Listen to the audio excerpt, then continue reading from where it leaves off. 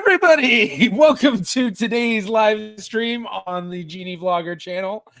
Sorry about that. Having a little bit of a Wi-Fi issue, so hopefully I'm not too glitchy. But welcome to today's stream. Oh wow, yeah, it's really low. Okay, well, hello.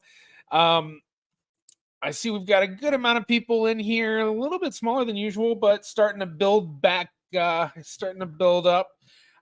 So today's stream, we're going to be watching videos of reactions to my videos. So specifically, YouTubers who were guests on my YouTuber Family Tree series, watching their videos. So there's really only 3 that have been done at this point, and those are the 3 we're going to watch: Mr. Beat, Steve Heimler, and Drew Durnil. Now, some of the other YouTubers who were guests have talked about doing some version of a reaction. And, you know, I'm kind of leaving it up to them on when they're releasing it and all that. So who knows, maybe we'll have more of those at some point. But let's just go through and say hello to everybody. Tasha coming in from Minnesota, snowing in the low 30s. Welcome. Sandy Ross coming in from Raleigh. Hello, welcome. Carol coming in from California. Monica Melka coming in from Toronto. Welcome, Monica. We have Weeping Scorpion coming in from Faroe Islands. Drea coming in from Massachusetts. We have Moon Dust Angel coming in from Ireland. We have Rob Hochen Esch coming in from one of the Dutch in UK. Which, yeah, he says here he's Rob H.E. and Jimmy What, which I recognize the Rob H.E. much more than Jimmy What. Eric Kidder, hello. Sajuka coming in from Ukraine. We've had a really rough couple of days here with more massive shelling. Over 150 rockets and drones this morning, but Genealogy has always somehow calmed me down. Yeah, I hope you stay safe. I know things are very rough out there, and yeah, it's very tough. Yeah, I hope this is able to help distract you a bit, because yeah, I can't even imagine. Maven Reactception, yeah, that's what this is, and who knows, maybe they'll react to my reactions, although I don't think any of them really do any content like that anyway. Gazillion PT, hola. Weeping Scorpion, oh, you need to start running cables and not rely on just Wi-Fi. Yeah, I do. I actually just got a power bank thing, or I kind of got one a little while ago, and so I need to set that thing up, and yeah, because it's be able to wire directly in, but also then have that backup power too. So yeah, but hopefully I'm coming in clear enough, you know. Karma coming in from Nebraska.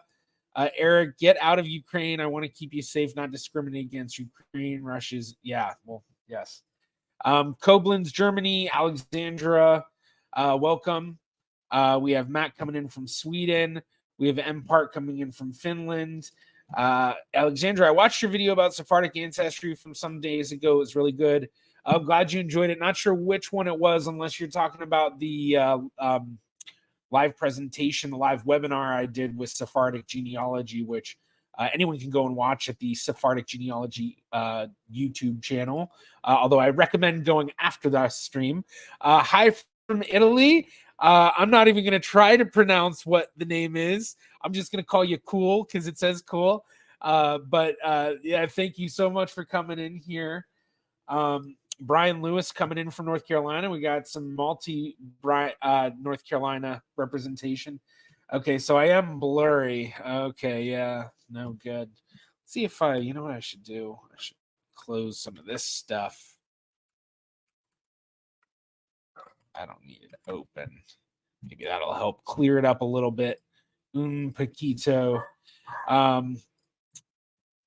Troy Tempest coming in from Stuttgart, Germany. Abend Alexandra.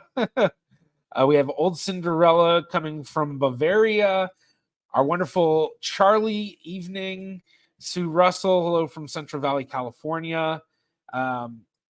We have Curtis Stick from Canada.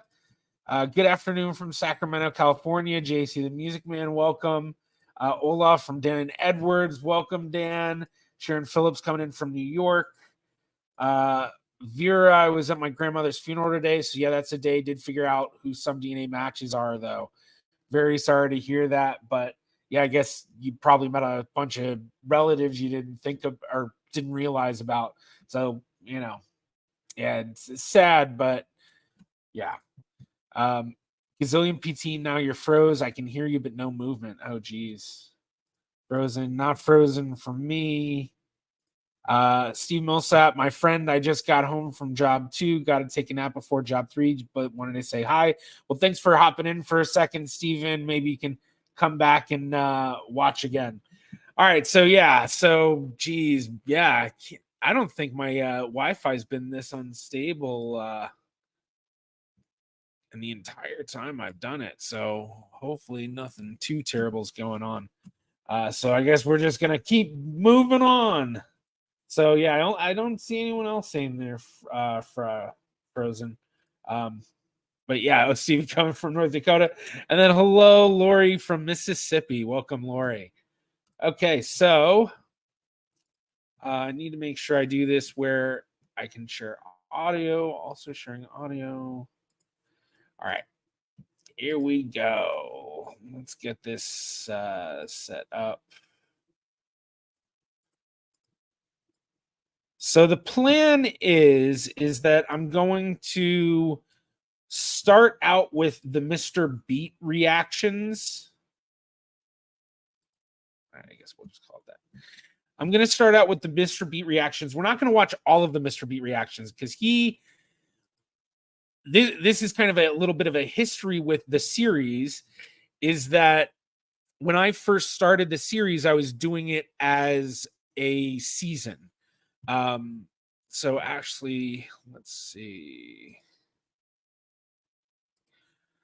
So for those who don't know, and here I'm going to go ahead and share this in the chat for everybody. So you have the whole playlist. You can go and watch everything. But when I first started it, Sam Aronow was my first guest. A big reason being I specialize in Jewish ancestry. He has Jewish ancestry.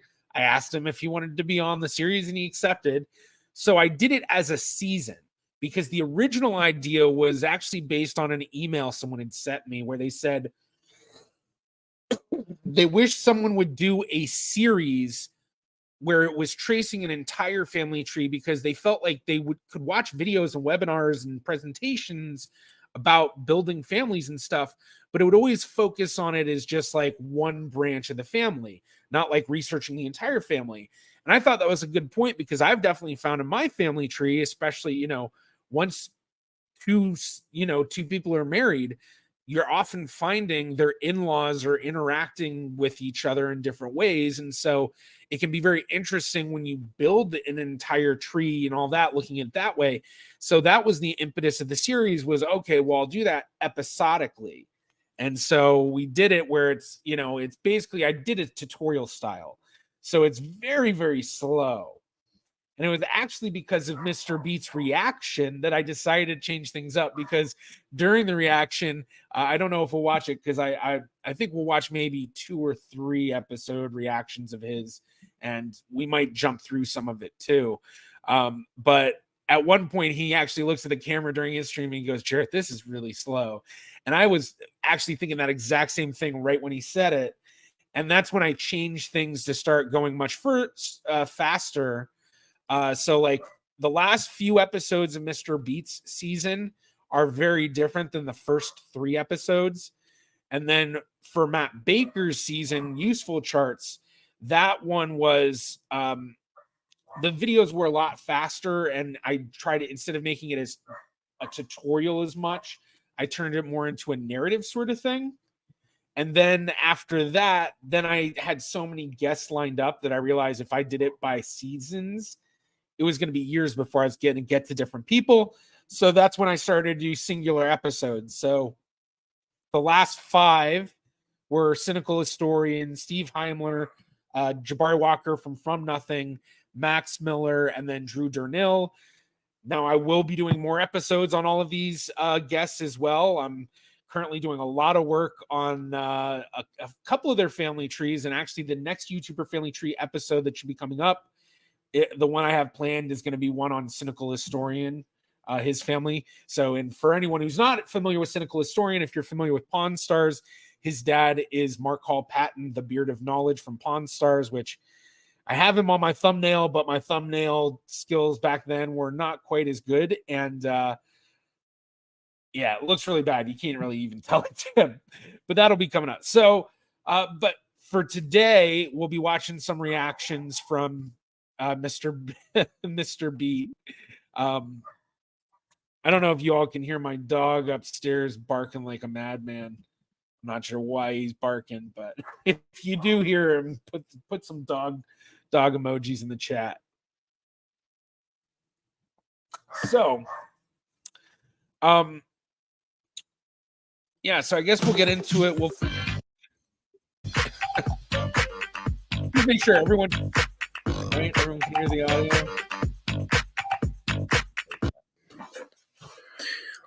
Well, welcome everyone. I'm on Twitch, I'm on Facebook Live, and most of you are joining me on YouTube, so thanks for being here. My name is Mr. Beat, not Mr. Beast. Oh, you're probably picking up that. That's somebody's taking a shower. My daughter's taking a shower, so that's what you're hearing in the background.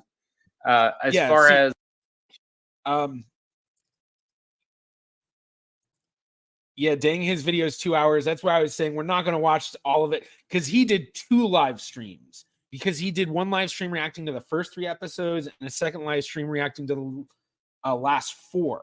So what we're going to do is we're just going to watch 1 episode from this stream, and then I think we're going to watch 2 episodes from the second stream, because the second stream he actually does 1.5 speed on it, which works out pretty well.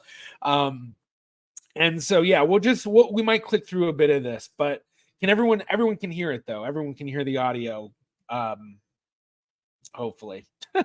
Is what we're doing here tonight. I know 2 live streams in 1 week. That's insane, and the other one was insane in itself. What we're doing here tonight. There it comes. And that was 7 hours watching nothing but PragerU videos. Tonight's a lot different. I'm still reacting to stuff, but these are very personal videos. I'm going to watch 3 videos from a genealogist he's also a YouTuber. His name is Jarrett Ross, and his YouTube channel is called GeneaVlogger. GeneaVlogger is how you pronounce it. Yes. And he reached out to me, what was it, a couple months ago now at this point, and he said, hey, I'm starting a new series where I'm looking at the family trees of YouTubers, and I figured I would reach out to history YouTubers first. And so it's the perfect audience to mix, because history YouTubers audiences love history, and if I can present it in a way that's interesting to them, he reached out to a bunch of us. Perfect. Thank you, Sharon. I think Sam Arno was his first series where he looked at Sam's family tree. He has a Jewish history channel. If you're not familiar with Sam, shout out to Sam. I've known him for a while through the internet. He lives in Israel and is a very smart person. And I'm, I guess, the second person he's done this with, and more to come. He's basically, it's like that. Remember that show? Well, there's been multiple shows like it. There was one on PBS, but there was Finding Your Roots and Who Do You Think You Are? Who Do You Think You Are? I think is the name of it. So that was like the most famous, and this is essentially what he's doing, but he's doing it better. And he's kind of showing his methodology and the process, and he's looking at it from different angles. And it really is like he's just being a detective, you know. Actually, a historian is really what genealogists are, historians. And I do have that video coming up about, do historians hate genealogists? And that's kind of part of talking about it, is, are genealogists historians? And, you know, because there are some historians who do not think genealogists are, but obviously some do. And yeah. It's a history of Mr. Beat tonight. And I don't really get into my genealogy that much. If you watch my channel for a while, you know that a couple years ago, I shared my DNA results live in a live stream. Joining me for a short time at the end of answer any questions you may have. So stick around for a Q&A with him.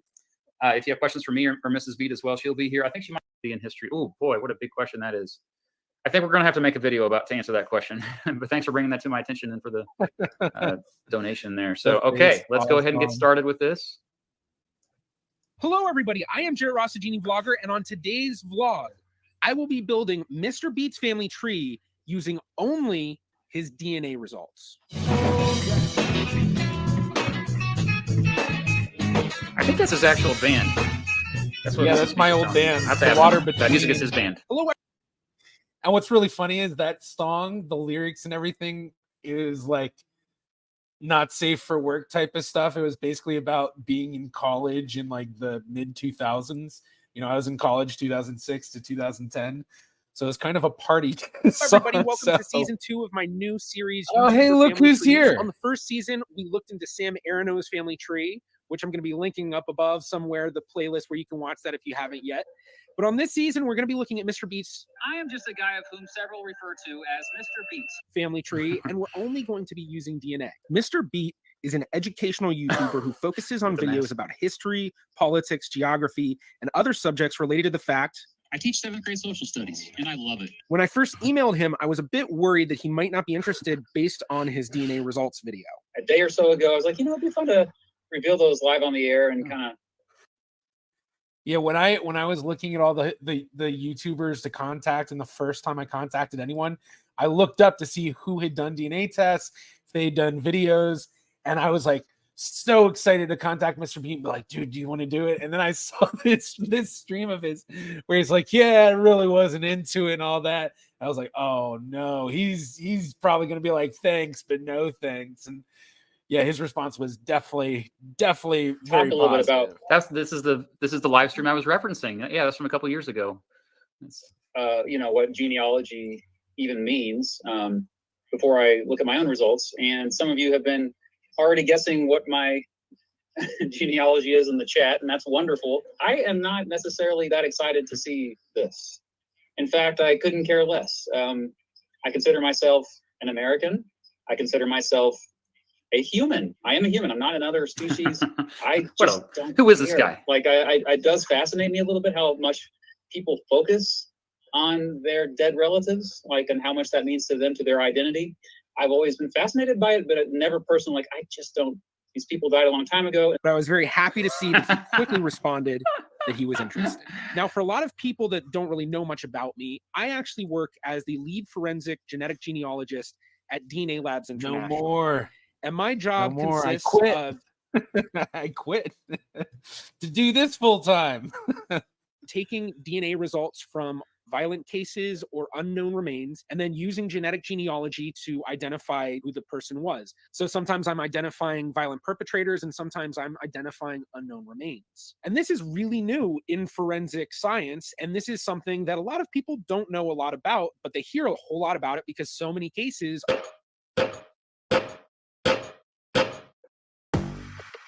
The future of your business is here. With Wix, you get advanced AI. There we go. Are now being solved using it. So this series is going to give you a very detailed look of what actually goes on in these types of cases when it comes to the genetic genealogy.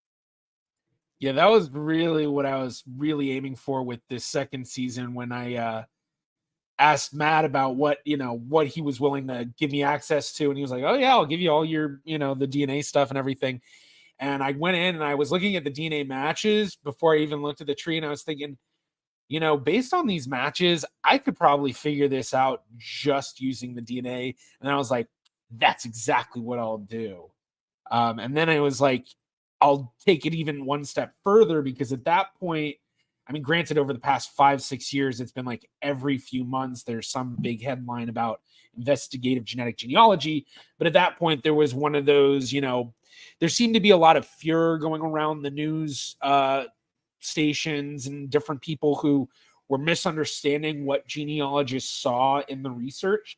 So I thought this would be perfect because I can show exactly what we see when we do this research, because it's pretty much exactly the same, slightly changed now because they have GEDmatch Pro for investigative cases. So you don't go to GEDmatch. There's a separate site that you have to sign contracts and do like this whole thing to be able to access. And you get less information than you do on regular GEDmatch. So I wanted to show that with this, and that was kind of the idea. So I should say with this episode, once we kind of get past the beginning, I'm not going to really watch through the actual DNA part. We're going to fast forward, I think, to the third episode because I go hardcore on the tutorial side of it, which is why it was really slow. I did that type of genealogy. So yeah, that's hopefully he's not finding any dark secrets of not only my past, but my ancestors' past. One of the biggest things I see that people say when they're not sure of how to think about this stuff is, well, what does law enforcement get to see? What do the people doing this work get to see? A lot of people have some very realistic and reasonable worries about government having more access to more information about people. So on this series, you're going to get to see, what do we actually see when we do these law enforcement cases looking for violent perpetrators and trying to identify unknown remains. So on this series, I'm actually going to be limiting myself to what we get. So a lot of people know about databases like Ancestry, MyHeritage, 23andMe, Family Tree DNA. Then there's stuff like GEDmatch and a whole bunch of other websites as well. But when it comes to just when I've logged on to ancestry.com a handful of times since I spit in the tube and sent my DNA in and revealed the countries where I'm from, and not a whole lot of my relatives actually are registered on that site. Only a couple of my cousins are, and I have a lot of cousins. I have first cousins. I have probably like 50 something first cousins, and so yes, big Catholic family.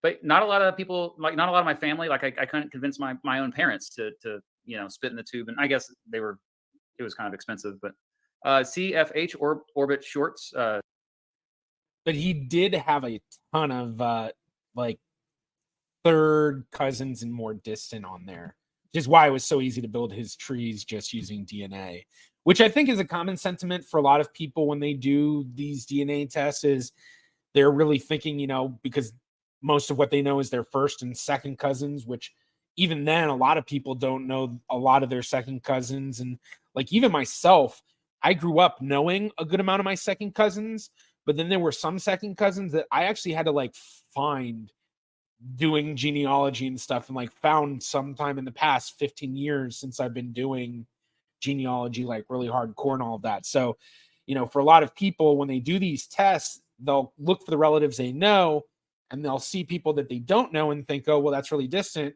when it actually may be a lot closer than you realize. Thank you for the super chat. My ancestors knew William Penn. One was a Quaker founding member. Look him up. His name was George Keith. My last name is Keith. Right on. All right, let's Stone Temple Pilots and live the Jubilee Tour. Yeah. Identified possible surnames within the family. So because it'd be very difficult for me to ignore any matches that might have the Beat name in their family tree, we're just going to assume that for whatever reason, we already have the name Beat as a possible name for the DNA results. So the first thing that we do is we want to look at the DNA matches to really see how good are the matches. If the matches that we have are really, really low, we may not be able to figure this out. If we have matches that are very, very high, we may be able to figure out in almost no time. For Matt, his was actually right in the middle. We had some decent matches, mostly right around the 150s. And then we had a lot below that, but nothing really above that. I will say, literally just yesterday before I started, getting ready to film, we did get a new match who was 327 centimorgans. And so I actually did kind of add her into the other information that we did build already. So we have some really good matches. And as I mentioned, we had one. I mean, for someone from a non-endogamous population group, this is a pretty nice match list to start out with. Because you're looking at a lot of matches where, I mean, considering the non-endogamy part, you're looking at a lot of matches that are within a reasonably genealogical time frame. It's really as you get smaller and further out, the range of the possibilities of relationships get wider and wider, and thus it gets harder and harder to figure out. But one of the interesting things that I always noticed going from doing tons and tons of Jewish genetic genealogy cases to tons and tons of non-endogamous populations, as well as other endogamous populations, but with non-endogamous populations, what I noticed is I always saw really good significant longest blocks, and that was, I'm trying to remember the first non-endog, because it was probably about 2015 or so that I probably started working my first non-Jewish cases. And so I remember noticing then, like, you'd have these big long blocks, and I'd look at my Jewish lists, and they'd have 160 centimorgans or more, and they'd have longest blocks of like 12 centimorgans. And that was when I first started to really think about, like, oh my gosh, there must be something with the segments. And for those who do not know, when it comes to the segments, for endogamous population groups, you can use the you can use the segments to help you figure that stuff out. But I'm not going to get too tutorial in this. We're going to keep, I think what we'll do is, we'll kind of just jump through to the third episode. Joined, just a reminder what we're doing here. There's a YouTube channel, him tweet about this. So that's kind of how I wasn't supposed to know. I talked about this in the last season as well, but one way, and the best way I think to look at it, is going through each branch and almost trying to disprove it instead of proving it. And just coming in it that way can be helpful in thinking of it differently, to try to find other documentation that maybe you wouldn't look up. Just that's how a scientist thinks. So yeah, every field, that's kind of what they do. It's good methodology, because you assume that the connection is correct. So maybe you find a census record. One of the things I remember really specifically from this that Mr. Beat really, really loved was when I told him about the genealogical proof standard.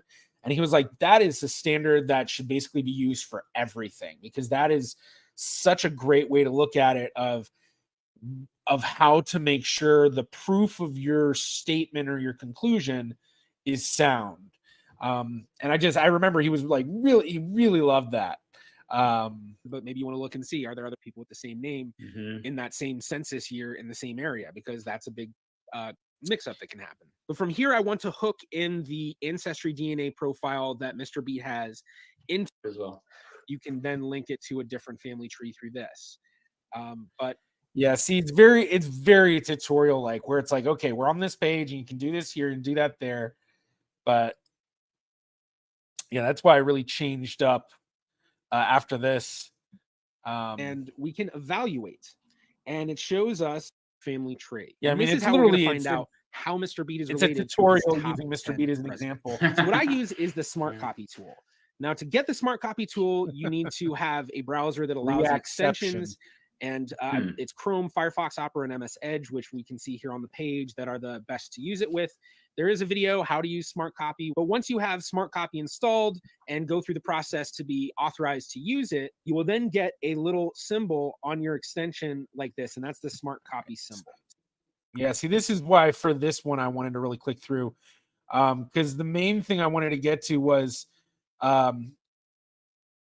for this.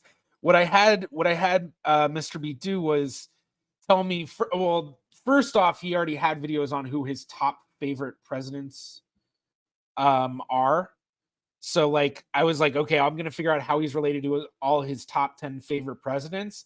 But then I was like, okay, well, let me figure out his top 5 favorite historical figures other than presidents and use that, because I felt like that might give kind of a wider range of possibilities of relationship connections.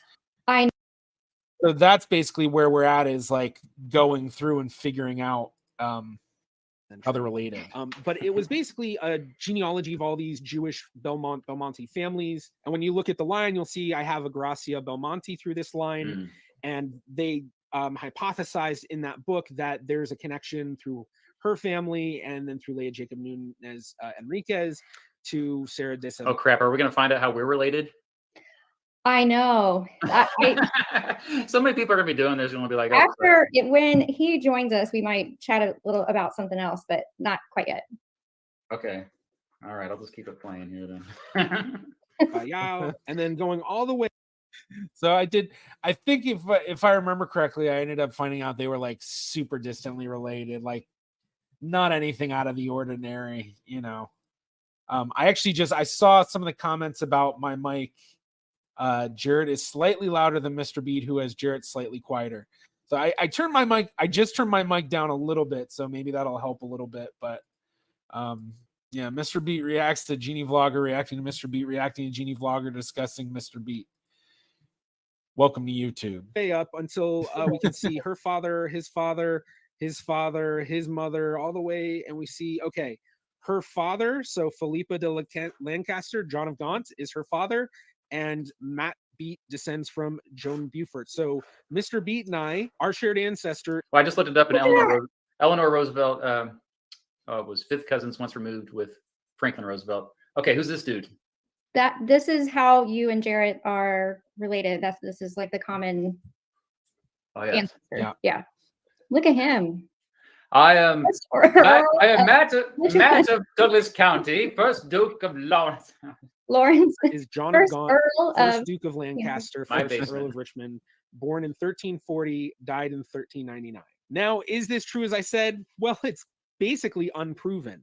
And this is a major problem on Genie, and really it's a major problem on all of the family tree websites. When you look at family trees that are built by other people, there can be errors. It's basically the way I think about Genie. It's kind of like Wikipedia of family trees. And in fact, there's a family tree website just like Genie, although somewhat different, called WikiTree, where it's that exact idea, doing family trees in a wiki style. So these type of trees are called collaborative trees, where there's just one tree, everything merges together, free. everyone works on a singular tree. But then errors will be there. And when you look at how are you connected to people, well, sometimes it might connect you to people, but that connection, there's an error that someone else added. So you have to go through and verify some of these connections. But before we jump into how Mr. Yeah, that's one of the things I often have to throw into a lot of posts and things I do where I'm like, look at how I found this connection between these people being distant related on Genie. And unless you go each generation, which is like with the connection between Mr. Beat and Matt Baker from Useful Charts, I did go on both of their lines. I went through each generation to make sure and verify. So like that's proven, even though it's super distant. Granted, that line I had a lot of help in multiple ways. If you want, we'll kind of see some of it. But like, you know, like I had help from that librarian in Jennings County, Indiana. I had help from David Lambert from the New England Historical and Genealogical Society. Trying to remember what else, but yeah, basically, you know, there's a lot that goes into all of that. Beat is related to his top 10 presidents. I had decided to message him asking, who were your top 5 historical figures that weren't presidents? I just have to say, when I was coming up with what should I do for this part, I was like, oh my gosh, I've never done like a typing out the email video thing. And so I decided to do that. I don't know if it looked cool or not, but I don't know why that, because I wanted to out to see me. what he said and could it bring up some interesting connections. So I'm actually going to show you how you can do this yourself if you connect into the world tree. So we are on Mr. Beat's page. All right, so I don't think we're going to go through every single one. I think what we'll do, because this is kind of interesting, because this is before he saw, like the first 3 episodes in the Mr. Beat season, I don't really talk about the family history. I talk about it really more in genealogical sense of just like, here's the people and here's their names and here's where they lived, and that's about it. And then the last 4 episodes are the narrative story of the people, where they came from, what happened to them. And so I actually remember watching back on this part because I really thought it was cool because, you know, seeing him look at the tree and then knowing what it actually represented was really cool. We can also do a fan view, and then we that was like an inception. I said and then I heard myself. We can also do a text view. Fan view is the dimensions. So we're going to add some dimension at research level, but we are going to build the dimensions for the other 3. And this is just really cool in that it shows you different things to think about with your tree. Okay, so the dimension's been added, and if you click the drop downs, you can edit the differies of birth. Is part of Jersey. Huh. I was just going to say Jersey. Is that? I imagine there. See all the country of birth for Mr. Beat's ancestry. And we see that there is a lot of the United States. So the red is the United States. And so these are all the people that were born in the US, and you can see where they were born. And then these are all of his. Man, come back there a little bit. Oh, wait. Oh, well. What are you looking for? Tree. All the American places. Out of this. And now when we do dimensions, we'll get these options. So country of birth.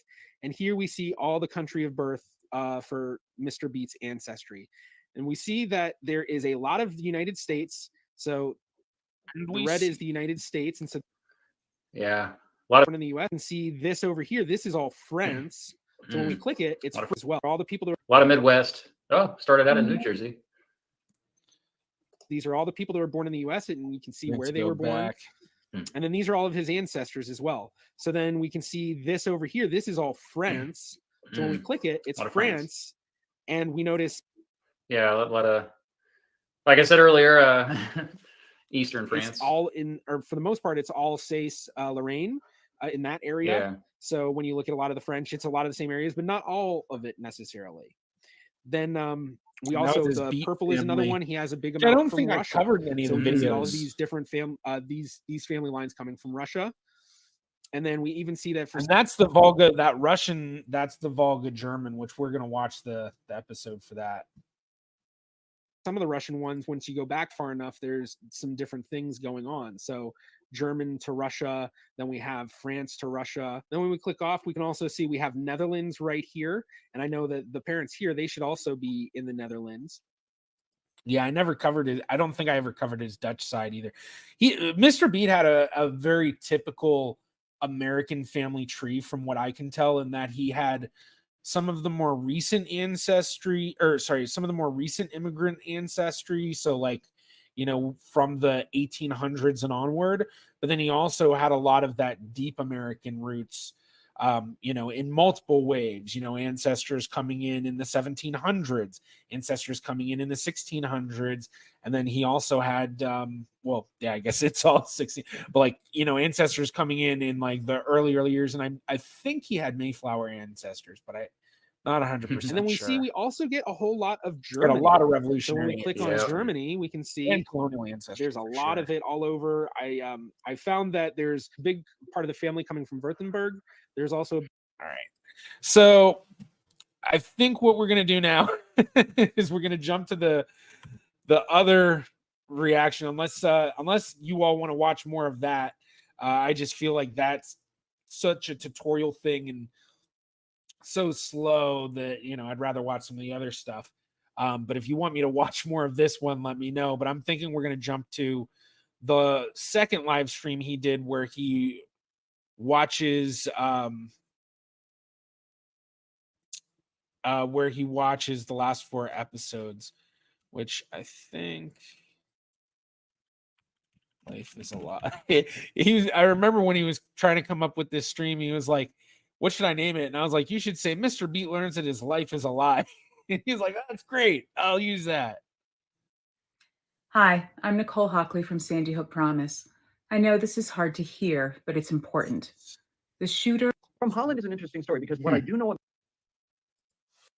right. Then what about the Another. moment when you actually realize?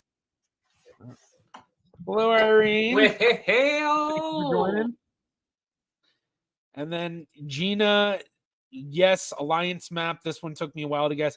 Yeah, it's Alliance. I mean, I guess if I do that, it's a lot easier to tell. I mean, technically Southern New Jersey, so not just Alliance, but yeah, Alliance is, yeah. So this is technically, this is a map of the synagogues of Southern New Jersey. So it's by, I need to get out of the way in the right way. There we go. Map by Josh Cutler. 60 shuls of South Jersey. So there you go. All right, let's go back to that. Well, sound like I said bad word there. No, but hi. So I am Mr. Beats, and this is yet another live stream. I've been doing a lot of these lately, but this is part 2 of a reaction live stream to a series by GeneaVlogger, Jarrett from GeneaVlogger. He did an entire series on my family tree. And so we are here to watch episodes 4 through 7 tonight. I have not seen these yet. Mrs. Beat has seen them. My parents have seen them. Well, my dad hasn't seen the last 2 episodes, but I am seeing these for the first time and I'm excited. It's also just, so I think with these, we won't watch each episode for Mr. Beat. We'll just kind of click through certain parts. Because there's some parts that I always like watching, so we'll kind of go through that. But all right, let's all this research for him. One of the questions I had was, what are some of the things that you'd like me to look into in your family tree? Do you want me to look into any specific ancestors, any sort of connections to certain historical events? And one of the things he mentioned was that his 4th great grandmother, Mary Galtrey, was supposedly a Powhatan Indian. Yeah, Powhatan. It's a tough one. My mom says Powhatan. So Now, Mr. Beat I'm sent bad me at a good amount of pronunciation, too. information on this branch of the family in terms of Mary Galtry's line descending down to Mr. Beat, but he had nothing else on Mary other than she was married to Lewis Whitcomb. And what he sent on Lewis and Mary was the following. He sent this page which showed all of this information, and at the top we see Lewis Arden Whitcomb. Yeah, that's stuff that was passed down from to my grandmother, actually, my grandma Roush. So you know, it doesn't even. It's kind of like just random stuff that's jotted down here.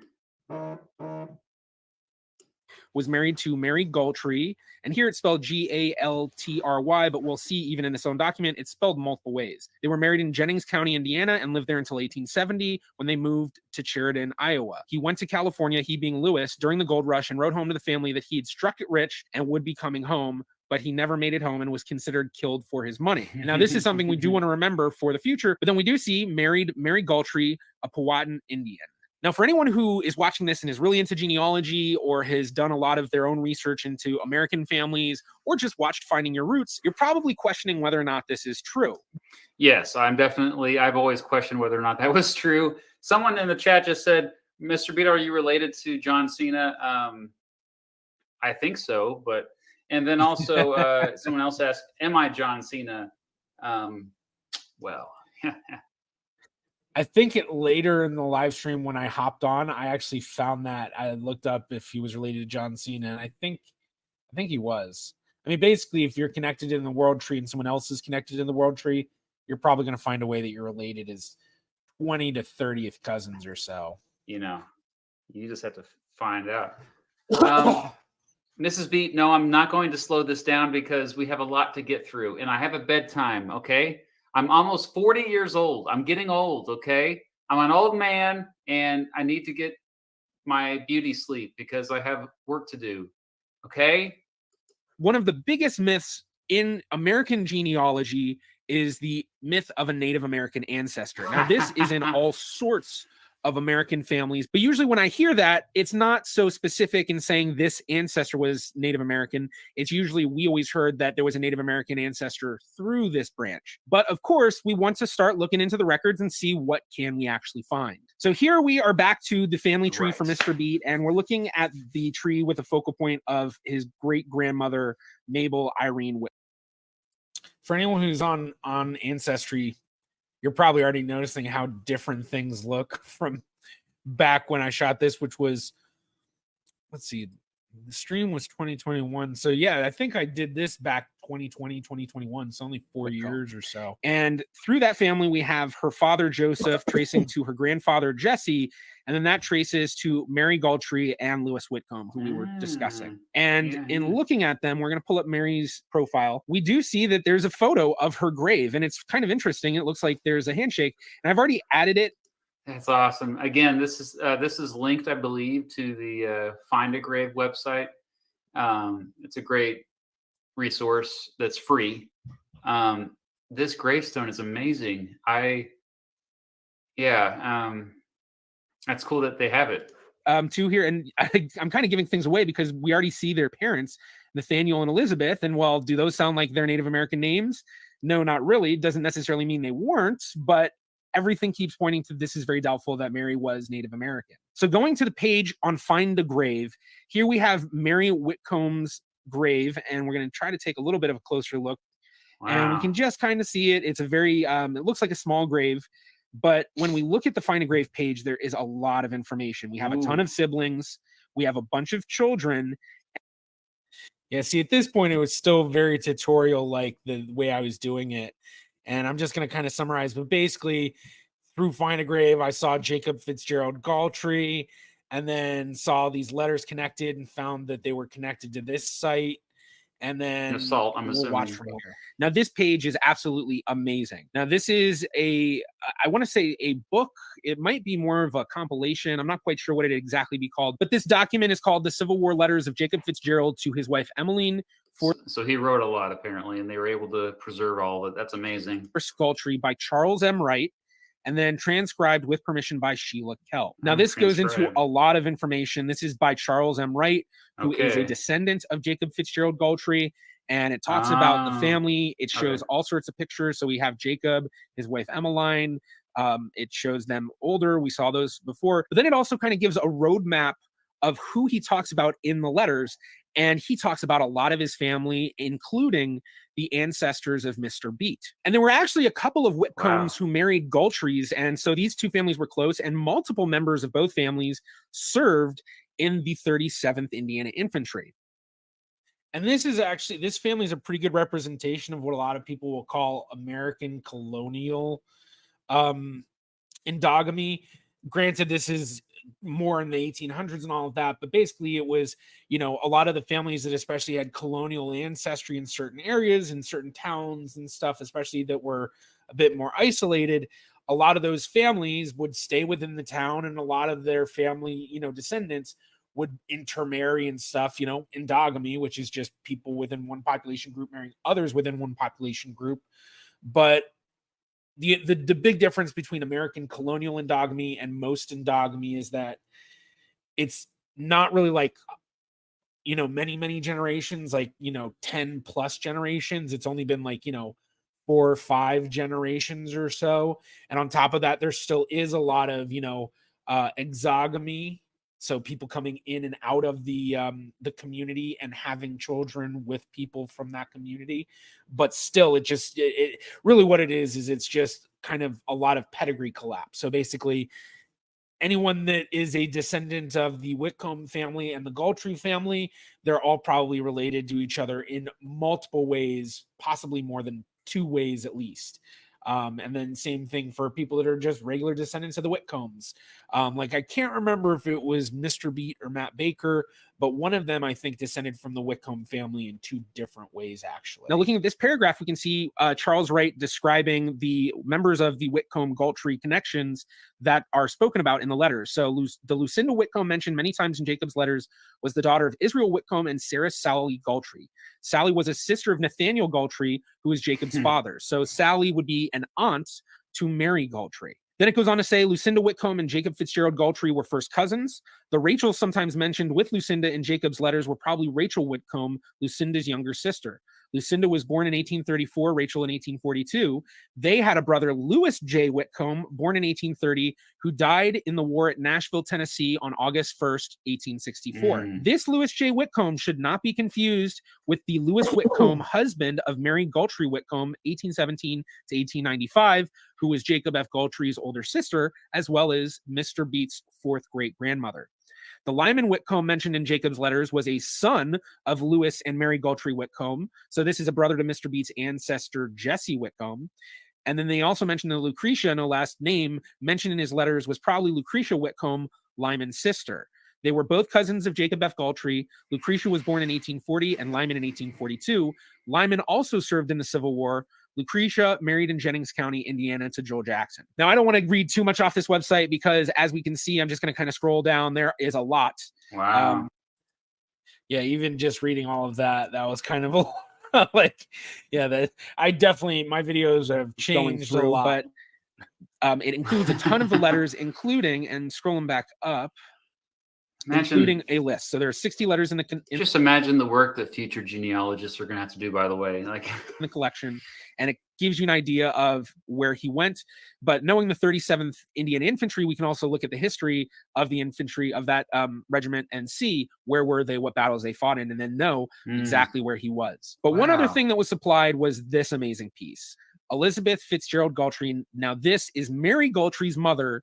So this is Mr. Beat's 5th great-grandmother. Wow. Born in 1798 in Pennsylvania. And the family tradition described her as Scotch-Irish and a Methodist who was orphaned at an early age. No record of her ancestry has been found. Now, there was something in the family tree on Ancestry where people had come up with family names for her parents, but I have not been able to confirm whether or not those are true. Now, one of the biggest things when it comes to genealogy is maybe that's where some Native American or Powhatan heritage comes from, huh? True. Collaboration. And when you find amazing things like this, one of the best things that you can do is to reach out. And so that's what I did. I reached out to both Charles Wright and Sheila Kell, Charles being who wrote this document, Sheila being the one who transcribed it with his permission. And unfortunately, I wasn't able to get in touch with Charles, but I was able to get in touch with Sheila. Sheila has been doing genealogy for years and even has been the genealogist at the Jennings County Library. Now, if we remember, Mary Galtrey and Lewis Whitcomb were married in Jennings County, Indiana. I've always been interested sort of in history. Wow. In high school, it was boring because it was remember the dates, remember that, there was That's not how I taught history in the classroom, by the way. nothing interesting about it. Well, when you're looking at your own family, or to me now, anybody's family, if there's interesting stuff in there, it's almost like a way to gossip without getting in trouble. When I decided I was going to retire, I chose to move here because by then I had a clientele of people I was doing research for. And when I'd come down on the weekends, I would look up stuff for other people besides me. So once I moved here, I set up the research center here. Now, one of the first things I asked her about was the Native American connection. Was there any connection? She's a treasure, by the way. I can already tell you, she is a treasure, the work that she's doing. But anyway, yeah, so Native American connection, we're going to find out here. Because I obviously didn't see it. And there seems to be some sort of indication in the family history from Mr. Beat. So what did she think? Well, I'd say out of all my years at the library, 80% of people that came in thought they had some kind of Native American heritage. Of that 80%, I think it was down to, I found 3 in 10 years that were verifiable as Native American ancestry. Of course, back then, the farther back you go, the less online stuff you had. So we were fishing in the dark. But very seldom have I ever seen it turn out to be true. If he was Powhatan, that was in Virginia, in the Tidewater, if I remember, which is not where his family lived. So there's even traveling involved in this one. Now, when I asked her about the family as a whole, and especially Mary, Sheila didn't really know a whole lot, but she did have a good amount of information on Jacob Fitzgerald Galtrey. We do have, here is the book. It's a little hard to see there, and it's backwards, but that is the book that got me started with it back in 2009 when I put it on my website. Mostly what I've got on him was from what I read in here. He seemed to be a very devoted husband and father because in the book or in his letters, you can tell he's trying not to say some things about the war that he could say. As Charles that wrote it put in there, he was protecting his wife. He didn't want to tell her, of all the missing limbs and horrible things that were happening. So his is more chatty, talks about who's from home, other people he's getting letters from. There's another little blurb in there on William B. Whitcomb. No, that's not Barbara Bush. Military member of the Whitcomb family. Okay. So that, I'm kind of useless other than what few things I found so far. You are not and useless. These people, well, we have the term bunnies. They had lots of babies. So the Whitcombs and I always love that. That was such a great great description. Were large families. Jacob appears to me to have been a very nice guy, just from reading what he was saying. It's nice to read the letters because you get some instinct about what kind of person he was. Was he worried about the family? Was it, he wasn't talking always about himself. It was more what's going on at home. She also had somebody at the library look into things for us to see, were there any records or documents on Mr. Beat's ancestry, specifically to Mary Galtrey and Lewis Whitcomb. And in this room... I just got to say, this is above and beyond. This is way beyond where I thought that, as far as the research he was going to do, like when Jarrett first emailed me saying he was going to look up my ancestry, I didn't think he would go this far, where he'd have other people looking in libraries, in places like what you're seeing on the screen right now. That's intimidating to me. That's cool that he on the shelf. That's true genealogy. Is you gotta figure out where the records are, and I always love that comment. As soon as you said that, I was like, oh boy, I have so much stuff in store. In these boxes, in these folders, in this envelope were 14 pages on Mr. Beat's family, which had been done up at the request of a relative of his. And these pages included family templates filled out for 4 generations of the family, as well as a little bit more that the cousin. There's a Lydia in there. Are you constantly overwhelmed with your workload? Look at this schedule, perfectly organized and managed with Where is it? Included family templates filled out. Lydia Davis, born in 1798. Lydia is my daughter's name. Occupation farmer. Yeah, that sounds about right. I think generations back. We're going to jump to another part. I think we're going to jump to the next episode. Or actually, let's listen to Mr. Beats in between thoughts, and maybe I'll have something to say there. This is going to be something that probably, surprises, I think, many of my relatives. And that was also revealing to me when, I forgot her name, but the genealogist that Jarrett was talking to from Indiana, 80% of people that think that they have Native American heritage actually don't. I guess I'm one of the 80%. So no power. Well, it's unproven. It's unproven would be the better way to say it. There's always the possibility you do, and you just can't prove it. So, that'd be the better way to say it. No evidence whatsoever that I have any Native American heritage at all in my family tree. But at least I'm pretty closely related to Edgar Whitcomb, who seemed like a pretty cool governor and pretty cool guy. And also, of course, Eisenhower. Those are two. All right. So we're going to go to the next video. What if I'm related to Donald Trump? We looked at that last time, and I'm not related to him very closely at all. Like, he didn't even show up. So I thought that was pretty funny. Okay. So next is episode 5. Oh, by the way, if you just joined us, GeneaVlogger is in the chat. Oh, and thank you. He put that fifth cousins four times removed is Eisenhower for me. So that's still pretty impressive, I like to think. And GeneaVlogger will be joining us for, I might have some more questions for him. And you can ask him questions as well. Thank you. I still need to do a 10 question stream with Matt. I see him doing it with all those other YouTubers. I'm like, I need to get in on that. History Buff 12. Yes, thank you for getting me into history and following my TikTok account. Well, thank you for the super chat, and gladly I try to follow people if I'm actually on there paying attention. Sometimes I'll be honest with you. A lot of times it's my wife, Mrs. Beats, who's running my TikTok and Instagram. I'm more like interactive on Twitter because that's just me.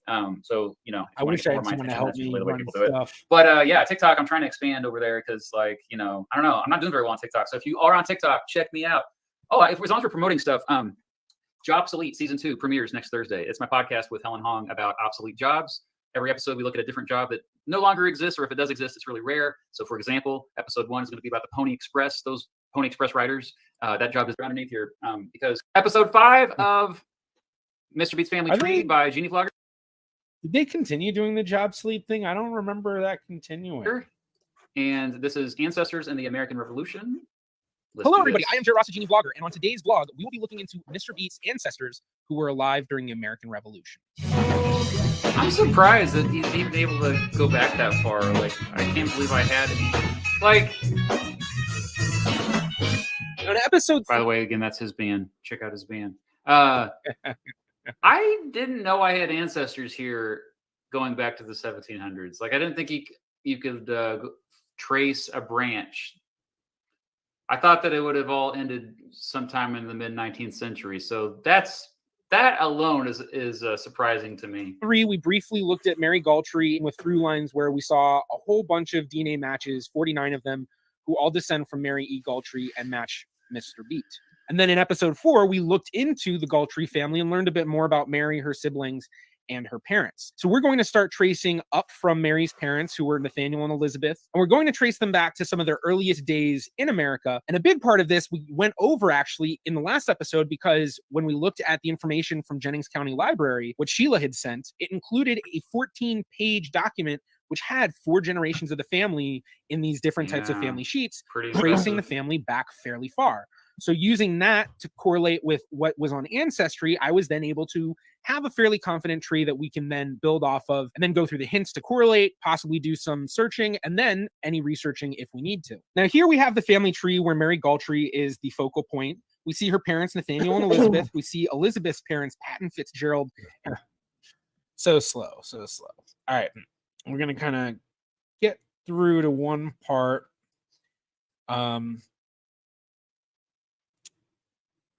Let's see, where's that part? Because a lot of this is really just, it's so slow. Okay, here. Ever wish you could be everywhere? Talk to all your customers all at once. Introducing. Oh, I do see. I just saw this. Do you still do reactions to people's DNA ancestry results? That was a reason I originally subscribed. I do, but it's a completely different channel now called Professional Genealogist Reacts. So you have to go find my new channel, Professional Genealogist Reacts, which I think you can just do. Here, I'm going to type it.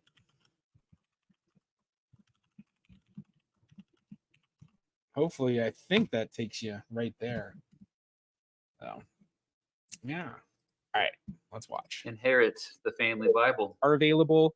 There really is not a whole lot. We do have abstract of a will, which is from 1779, and we have some different compiled census stuff, U.S. Census reconstructed records. But this is, 1790s and later. So when we look at the records, at least here, through our hints, the quick and easy stuff, there's not a whole lot. One thing that we can do, we can look at what records are available for Somerset County in New Jersey. But I'm sure many of you have noticed the dates of Oliver's birth and death, as well as his wife. And it's very apparent, including with Paul, that they were all alive during the Revolutionary War. And well, in 17... But they died during the Revolutionary War. Yeah. All right. Looks like they died during it. They were all alive during the Revolutionary War. And in 1777, it wasn't just an important year in the Revolution, it was also an extremely important year in the Galtrey family. So this section that's about to come up was the section that I realized this is exactly how I need to do all of the entire episodes from in January 1777, the war had been raging for some time. On December 26th of 1776, there had been the Battle of Trenton after Washington had sailed over the Delaware. Yep. And then just about a week later, the Battle of Princeton took place. At this time, Oliver Galtrey's oldest son, Oliver, had joined the 1st New Jersey Regiment under Captain John Sebring, and had also served under then Colonel Frederick Frelinghuysen. Oliver possibly even fighting at the Battle of Trenton and Battle of Princeton. But after the Battle of Princeton, Washington's army made their way north to Morristown, New Jersey, and they arrived just a few days after the Battle of Princeton on January 6, 1777. But after a surprise attack by the British on April 13, 1777, which would later become known as the Battle of Bound Brook, Washington decided to move the encampment to Somerset County, home of the Galtreys, and arrived on May 28th, staying until July 2nd. And this encampment became known as the Middlebrook encampment. And part of it was on the Galtrey land. It is largely agreed upon that the first official flag of the United States was most likely unfurled for the first time at the Middlebrook encampment. So it's possible that the first official United States flag was flown on the land of Mr. Beats' Galtrey ancestors. All right, well, I got to play that again. That's pretty cool. That might be the coolest thing yet, if that is actually true. The first American flag to ever flew on the land of my ancestors. That's got to be like, yeah, that was such a cool thing to find. Granted, it has to be said, may have flown on their land. We knew it flew at the Middlebrook encampment, or at least that's what historians largely agree upon. But it's not known where. So, the encampment was on their land. Part of it was on their land. Then, leads to reason that it could have possibly been flown on their land. And at the very least, it probably means that his ancestors saw the first original flag fly. So definitely a lot cooler that, if it flew on their land, but I mean, the fact that you have to say it's largely agreed upon by most historians that the first flag flew at Middlebrook, it's kind of, it's a whole nother leap to say it definitely flew on his ancestors' land. But it's certainly possible it flew on their land. So it stands to reason that it could have. So a little grandiose of a statement of me to put in there, but definitely a good hook. And it's true. It's very possible. I got to brag about that at every future party I'm at here. Let's hear this again. I want to just make sure that I'm hearing this correctly. Did you all hear that in the chat correctly? That's pretty cool. States flag was flown on the land, was on the Galtree land. I love it is his largely reaction agreed to this, upon too. that the first official flag of the United States was most likely unfurled for the first time at the Middlebrook encampment. So it's Wow. possible that the first official United States flag was flown on the land of Mr. Beats' Galtree ancestors. But only a month and a half after Washington's I gotta troops visit began that their place. encampment on February I have to 28, visit. 1777, Oliver Galtree died and left Helena a widow looking over the 7 children that were still at home. Now, I tried to find any information on died? Oliver's death, and the only thing that I could was an abstract of his will from 1779, so 2 years after his death, and it really didn't give much information. Yeah. So the cause of death is unknown. But because Helena would allow Washington's army to camp on her property, causing her depredation, she is now recognized as a patriot of the Revolution. Now, if you do find that That's you have cool. a patriot ancestor just like Helena, That's very cool. This I want to see this. now, if you do find that you have would allow Washington's army to camp on her property, causing her Okay, so rank patriotic service. I would have been such a bad researcher if all I put up was the Ancestry posting of somebody else doing the DAR thing. So I kind of, when I put that in there, I actually put it in there as kind of a little teaser of like, oh, I'm going to get into the DAR records, but also kind of like is something just to tease, like not a teaser, like, hey, this is coming up, but like to tease people that would be like, oh, seriously, you're going to take a snapshot of someone posting it to Ancestry and put it up, just kind of like that. And then be like, oh, look, I actually went and did the DAR and the SAR records. And I got people from the NEHGS to help me on that. How about that? Yeah.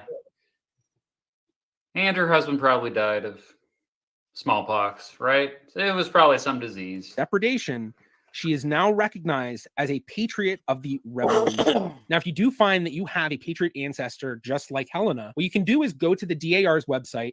They have a genealogy research page, and you can actually do a search for already accepted patriot ancestors. So here we have that search, and we're just going to type in Galtree and do a search, and she is the only Galtree. And we see it comes up, New Jersey, Patriotic Service, baptized February 23rd, 1735, Somerset County, New Jersey.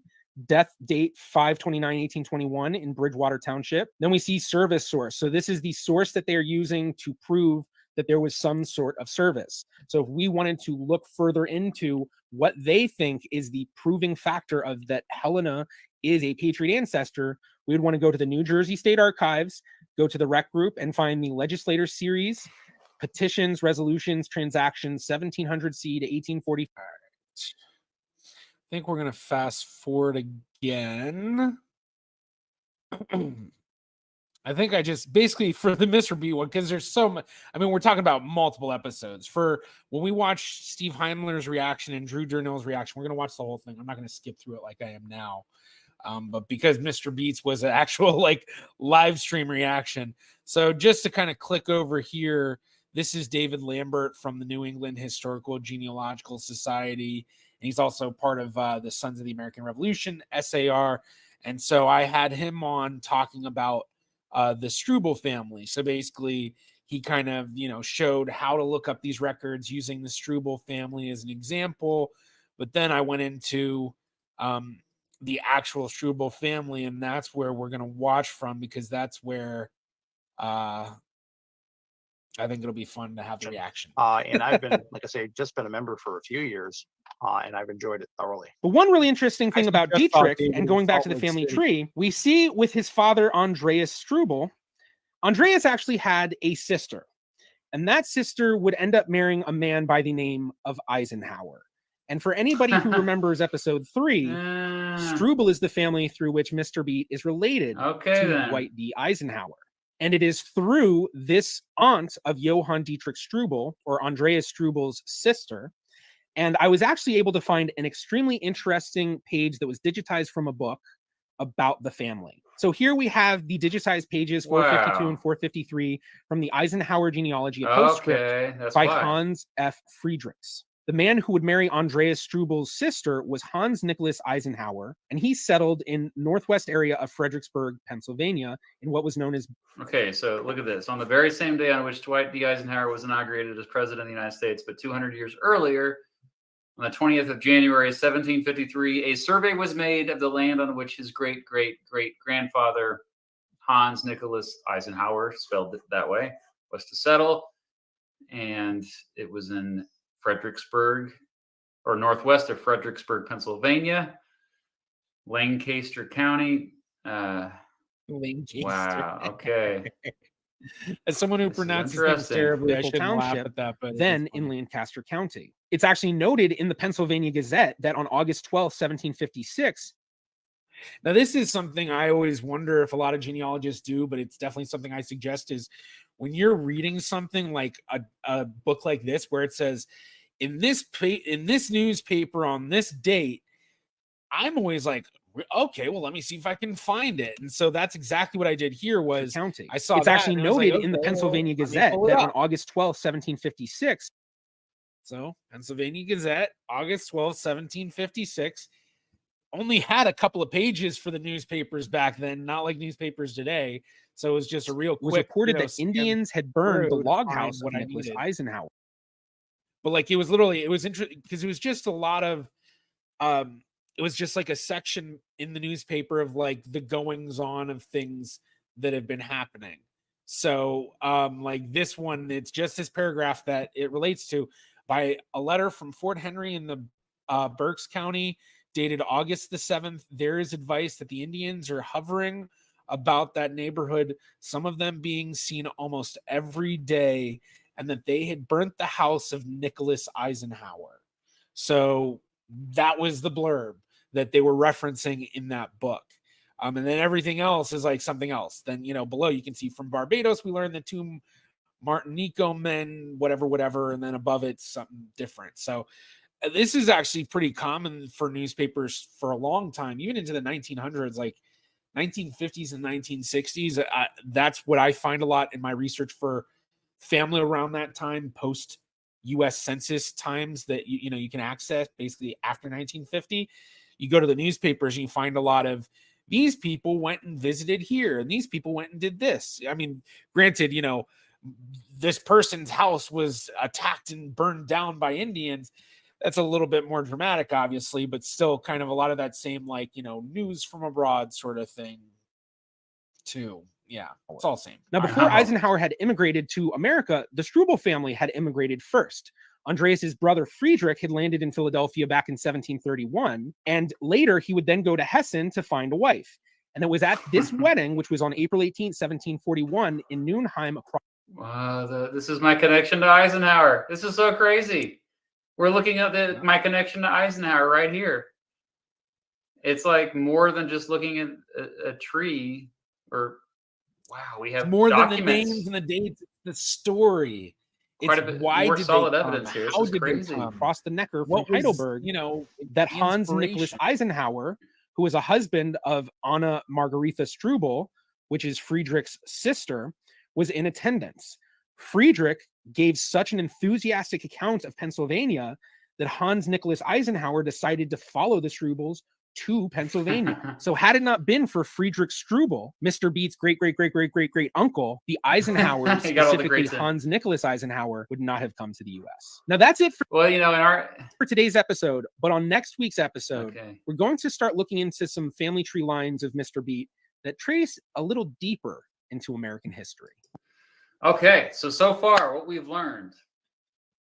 A, I'm not related to Pocahontas. B, I have Civil War ancestors that Civil War veteran ancestors who actually fought on the Union side in Indiana. These are all related to the Whitcombs. And again, we found out more information about my distant ancestor, Governor Edgar Whitcomb, former governor of Indiana in the late 60s, early 70s. What else we've learned is I had patriots in my ancestry. I never knew that. I had at least 2 ancestors who got recognized for service for the patriot cause during the Revolutionary War. And then that last part there, we actually found more information on the connection between Dwight Eisenhower and myself. Has nothing to do with Kansas, although our families ended up in Kansas later on. You know, one of those things. But that's what we've learned so far. We have 2 more episodes to go. If you're just joining me, we've been going through my family tree. I've been reacting to GeneaVlogger's series where he dug deep into my family tree. I've never seen this stuff. This is all new information to me. I'm not a genealogist, of course. It's not really that much of a hobby of mine. I haven't really ever looked into it. So this is all, you are seeing this at the same time as me.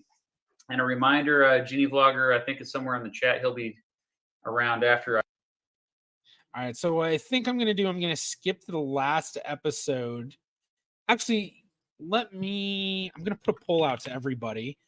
I just need to actually get into the right place to do that. I'm going to put a poll out of, should we watch through the last episode of Mr. Beats, or should we continue on to Steve Heimler?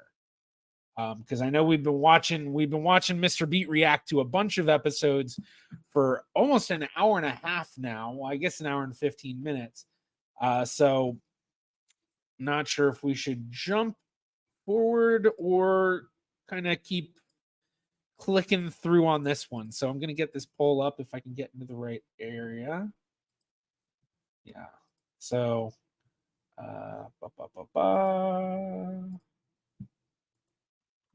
continue with Mr. Beat or move on to the next guest reaction. Mr. Beat. I'll just call it next guest. We all know it's going to be Steve Heimler, but why not? There we go. So basically, just so you all know, before you vote, after Mr. Beat, we have the Steve Heimler video, and then we have the Drew Durnil video, which I don't know how long. The Steve Heimler one's not super long. I can't remember how long the Drew Durnil one is. So we're probably going to go for a little while at least. But at least with the poll, we can kind of get an idea of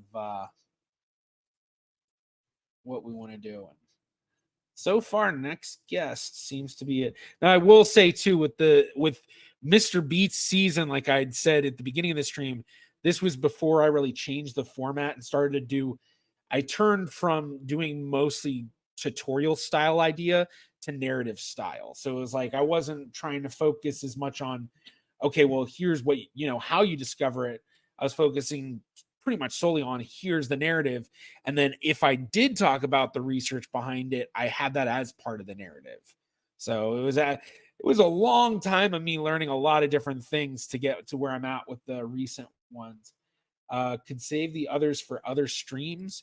I mean, yeah, I could, but I feel like I want to do them all in kind of one big go. The other ones aren't that long either. The ones from Mr. Beat's really long because he's reacting, doing live streams of 3 episodes or 4 episodes.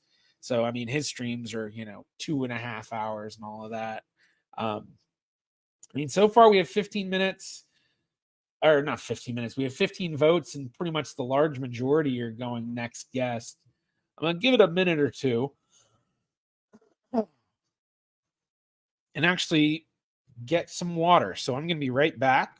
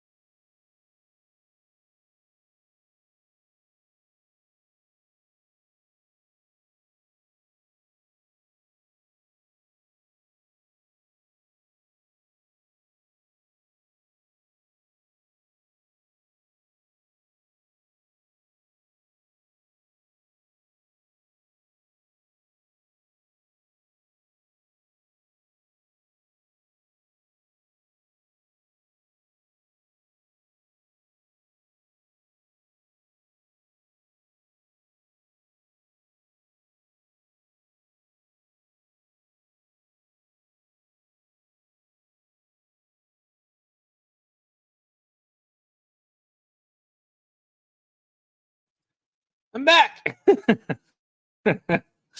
Hopefully that wasn't too long. I did see some of us drop out. But all right, we're going to jump on to Steve Heimler. And then, yeah, that's actually not a bad idea. Do others, and then if time permits, go back to Beat. So, yeah, I guess we'll see how I'm feeling then. So, oof. No, not Mr. Beat. Oh, wait, no. GeneaVlogger, Steve Heimler. So this is my mom's. Your future starts now at WGU. For over 25 years. On all of YouTube. Take that off the stage. I'm not giving them no ad space when I'm not making no money. Okay. Let's get back to this. Okay, there we go. All right. So now this one, we're not going to click through. So you can see this is only 11 minutes and 10 seconds. So now with Steve's video, his reaction, he cuts up the video. So you don't see my entire video in that. When we watch Drew's reaction, he watches the entire thing straight through. Attached as a provisional in Napoleon's army during the French invasion of Russia. No. One of my ancestors was part of Napoleon's army. I got chills. This is amazing. So professional genealogists looked into my family tree, did a lot of research, and judging by the title of this video, he might have found some things that are surprising. So I want to find out what they are. This is the first time I'm watching it. You're going to watch it with me. When Steve Heimler of Heimler's History signed up to be on my YouTuber Family Tree series, he only knew a little bit about his family history, which basically amounted to the fact that they had lived in Michigan for generations and had some Irish ancestry. So we were quite surprised when Steve took an Ancestry DNA test. I gotta say, the DNA test was kind of weird. Like, just fill up a little vial with spit, put it in a box, and then put it in your mailbox. It was weird. Anyway. And had a significant amount of unexpected DNA. Where did it come from?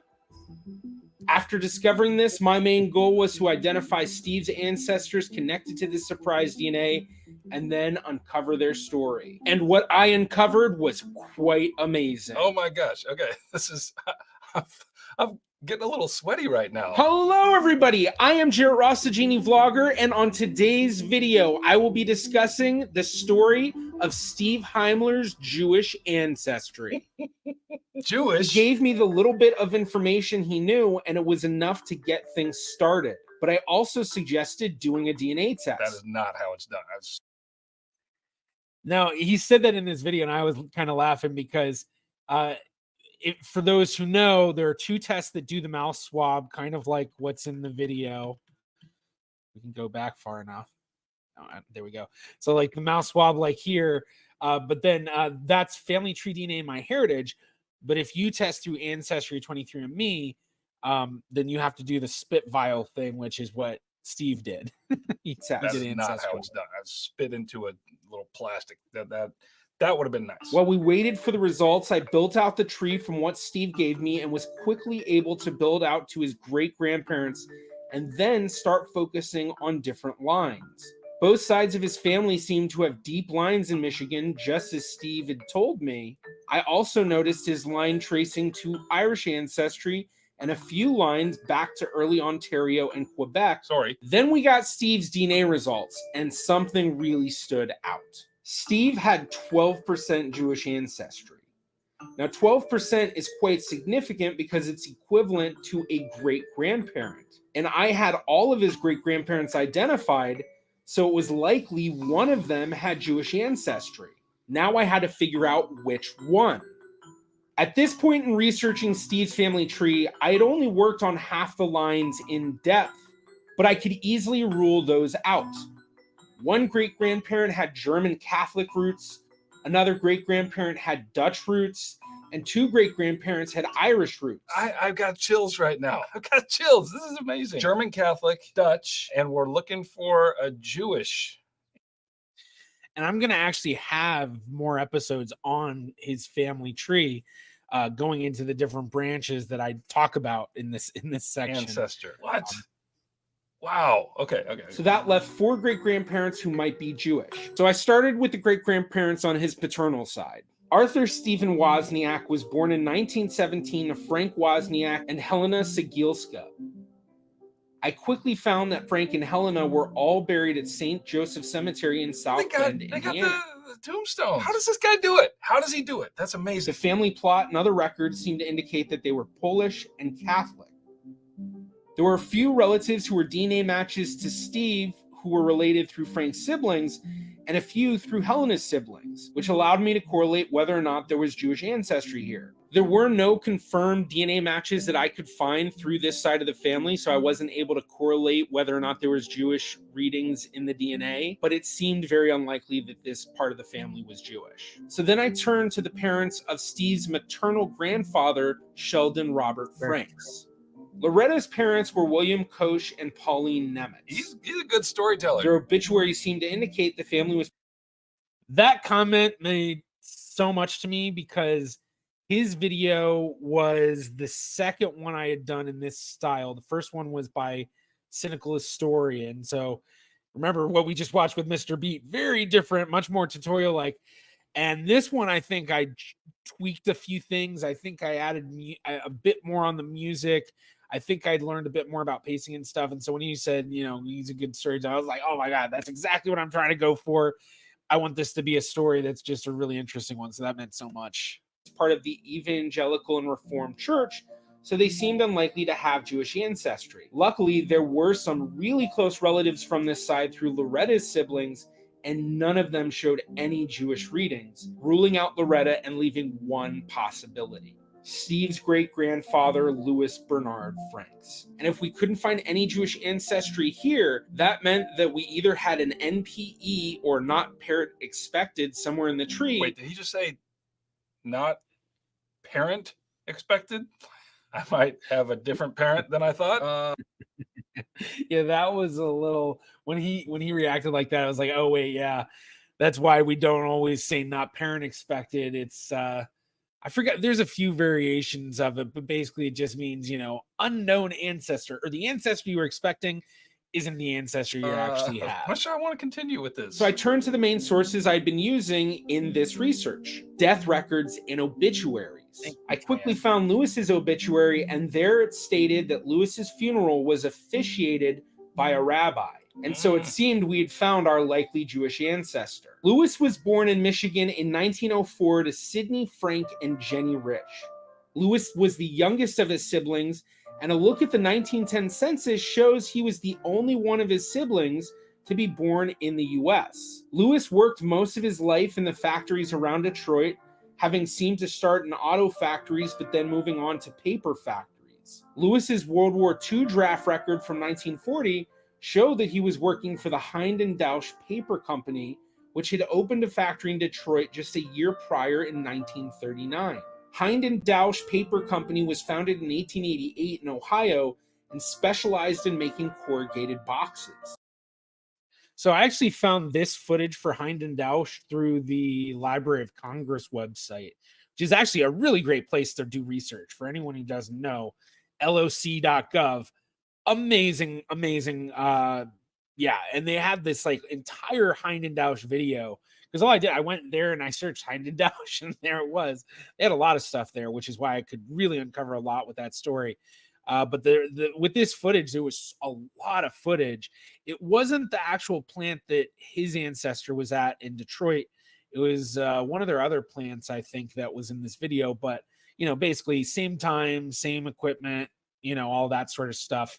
But it was really long. And so I actually sped up the video a lot so I could include multiple scenes, because I just thought it was really cool to have that view of like, what did it look like? Granted, it's going a lot faster than it actually went.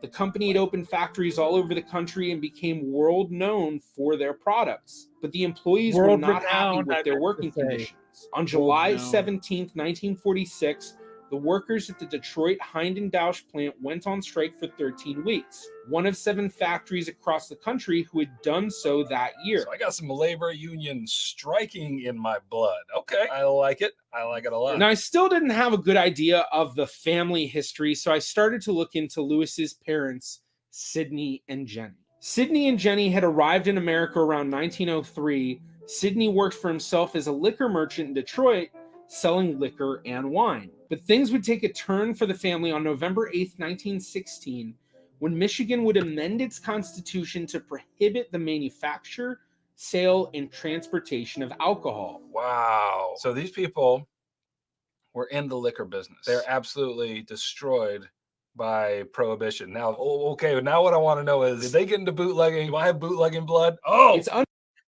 See, the funny truth about it is, if they did any bootlegging, it's doubtful we'd find record of it unless they got arrested. Known exactly how. So if they did it really well and they never got arrested. But yeah, I didn't see anything that hinted at it. And I mean, the other possibility is if they did it and then a descendant or someone actually talked about it later on. But I certainly didn't find anything. That would have been cool. This time was for the family, but they seemed to pivot quite well to a wholesale grocery business. They went to groceries. I thought, you know what? I honor my ancestors. That's fine. Just, I wanted a bootlegger. Sidney's death certificate also gave another interesting piece of information. His parents, Herschel Frank and Mary Cohen, and their origin in Lithuania. Lithuania? All I've ever known about my family history is that we are Irish. And then Heimler sounds really German. So assuming that there was German in there as well. Lithuania? Interesting. After finding a few other records showing other family members also listing Mariampol, I turned to Jewish Gen to learn more. Utilizing a lot of the Litvox SIG databases, I was able to build out a fairly extensive family tree and actually find out a good bit of information on the family. Sidney's father, Hirsch, was also known as Hirsch Naphtali Frank. Gosh, this is unexpectedly moving me. Something about feeling more rooted in this world, knowing where I came from. I was expecting to do kind of like a funny reacts video, but man. In 1812, just a little over a year after the birth of his son Niesel, Haywish likely saw Napoleon's army as they retreated through the town of Mariampol, possibly even witnessing Napoleon himself. Family lore from multiple cousins of Steve's from different sides of the Frank family indicated that Haywish may have been French and was actually part of Napoleon's army. No way. One of my ancestors was part of Napoleon's army, attached as a provisioner to Napoleon's army during the French invasion of Russia. Wow, dude. This story of Haywish being a Napoleonic soldier certainly could be true, but I honestly think at best it may only be partially true based on the records I saw. Yeah, part of the reason why I thought that was because a lot of the records indicated the family had been there before Napoleon had arrived, with the story being that, Haywish was coming with Napoleon and then settled in Mariampol. But if that was the case, then it would have meant that, he likely wouldn't have had any kids there unless he had somehow been in that town before the invasion, or he somehow had his kids with him during the invasion or very recently, was able to get them to come really recently after the invasion. And then, but I'm pretty sure, if I remember correctly, I found multiple births of children of his in the town pre-Napoleonic War, pre-Napoleon's invasion. So I think that was the main reason why I thought, this doesn't really add up. And that's why my thought was, if it was true, it was not going to be true in the sense that he was French and came from France with the invasion. It'd be more of somehow he was, when they came to or through his town, they somehow got him to be a part of, helping in some way. And then it just kind of, telephone of history through time, the story gets grander and grander with each generation, trying to make their ancestors sound way cooler than they were, which I'm sure a lot of us who do a lot of research have run into, where we hear these grandiose stories and then we go and do the research and we find out that there's some basis and truth to it, but a lot of the grandiosity of it is not true. Oh, Jared, you're breaking my heart. breaking my heart. Oh, I'll take partially true. I'll take it. It's unlikely any descendants of the Frake family still live in Mariampol. Many left starting in the 1880s, and those that stayed were almost all murdered during the Holocaust. A look at Yad Vashem record shows 9 people with the surname Frank from the town of Mariampol listed as murdered, although little information was given about them. Wow. So, possible relatives of mine were killed in the Holocaust. Like, those are connections I would never in a million years have thought that would be true of my ancestry. It is likely most of them were killed on September 1st, 1941, when over 5,000 people from Mariampol were murdered by the Eisenstadt's commando troops under Karl Jaeger. All but 100 of those murdered that day were Jewish. The town is listed amongst the famous Jaeger Report, a detailed report by Karl Jaeger showing the number of people murdered by his troops from July to November of 1941. The Germans had entered Mariampol in July of 1941 and had already murdered a few hundred people in town throughout July of 1941 before their mass execution of the townspeople on September 1st. One cousin of Steve's who I actually got in touch with ended up sending me a family tree that had been created in 1960. This tree traced the family back to Haywish Frank and correlated with pretty much everything that I had found using the paper trail. One really cool thing about this family tree is the cousin of Steve's who sent it to me was an actor in Home Alone and Home Alone 2. He played one of the family members. So that was really cool. He was I don't remember the name of the character, and I don't know if I should necessarily say his actual name in the video or anything. But yeah, his cousin who supplied this tree to me was on Home Alone and Home Alone 2, and he was one of the kids in the family. Right. Yeah, this old tree even mentioned Haywish being a Napoleonic soldier. Wow, this is crazy. His research, what he just did, based on that little scrap that I gave him, it's like, I think they were born in Michigan or whatever. Like, and he built this whole thing out. He created this entire story, and that was confirmed by a family tree that was created by somebody in my family. Unbelievable. Unbelievable. I don't even know what to say. This is amazing. So, summing up, I've got Jewish ancestry, the heroes of the Napoleonic invasion of Russia. There might be a little bit of a gloss, but that's what I'm going with. And a variety of religious backgrounds all coursing through these veins right here. Amazing. So yeah, that I love that reaction. The one thing was, it was actually kind of funny, was I was like, there's some parts that I was like, oh, I wish I'd seen him react to that.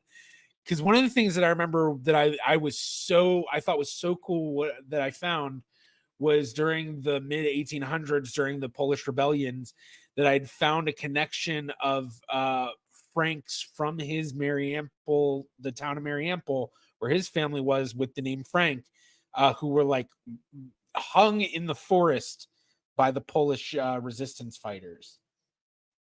Excuse me. So yeah, so that was, yeah. But all right, so the next one we're gonna watch Drew Durnil's I'm From This Country, which you gotta see the actual video. I did 11,000 views. His reaction 137. I was like, oh man, I got so few of his people to come and watch the actual video, but still, that's fine. I got so many views after he posted his. I got so many views. I actually got a really low amount of views on that one. I felt, my friends, words will fail to prepare. But I guess a big part of that was probably I felt that because I put so much work into this one. This one took a long time because for Drew's episode, because for one, I kept running into issues in the research where, you know, I often try to find relatives of the guests, because that's just a technique in genealogy that I've learned is really useful, is connecting with living relatives.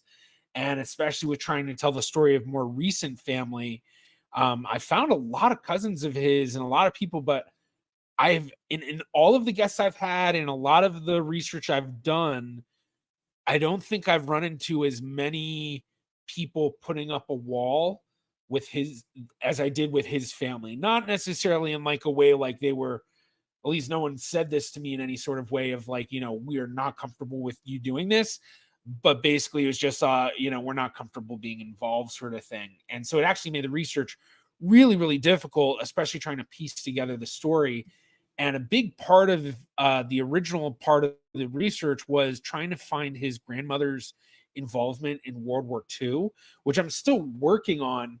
But basically, like, he sent me a video, which we'll see in my video, where I asked him, send me a video saying what you know about your ancestry on this line and what you'd like to learn.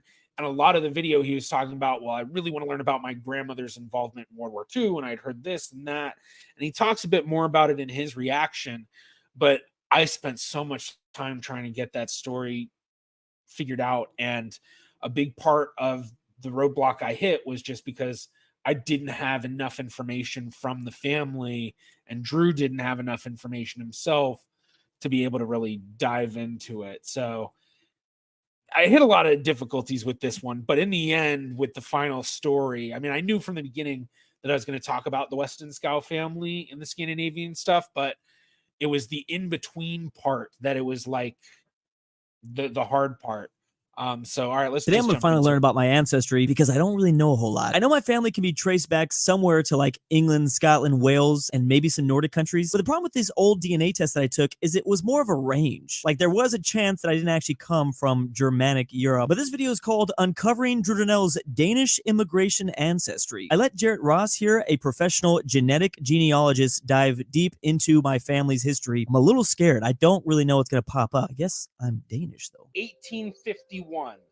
Falster Island, again, Denmark. Oh wow. A 16-year-old I'm already so shocked about this. I will be honest, I don't remember really hearing much about my family's history. I know my grandma was born in Salt Lake City and was maybe a part of a Mormon family. A musician named Hans is walking home after being the lone musician to play music at a party in a nearby town. Nice. Something he had been doing Based. since the age of 12. As Hans walked down the street, violin in hand, he overheard a conversation about some American priests who'd come to town. These priests were preaching about a new religion. So I'm guessing that I have some sort of relation to this man, maybe. Founded in America, for Correct. which they had just finished translating their religious So texts this is to Danish. Really? So this is a Mormon traveling to Denmark. This new religion was quite intriguing to Hans and would become the catalyst to greatly change I'll be his honest, future, leading him and his siblings to travel I don't know anything about Mormonism. Like, maybe my grandma does, but I don't. over 5,200 miles to build a new life. I just know the basic stuff. The bikes. Hello, everybody. I am Jarrett Ross, the GeneaVlogger, and on today's video, I will be discussing Drew Durnil. This was, I think, my first major video with the new background after I quit the job. Because beforehand, my background was the big banner with, you know, my logo, the company DNA Labs International, and then the whole opt-in campaign that the company was doing. But then once I quit, it was like, okay, well, I obviously want to redo stuff. And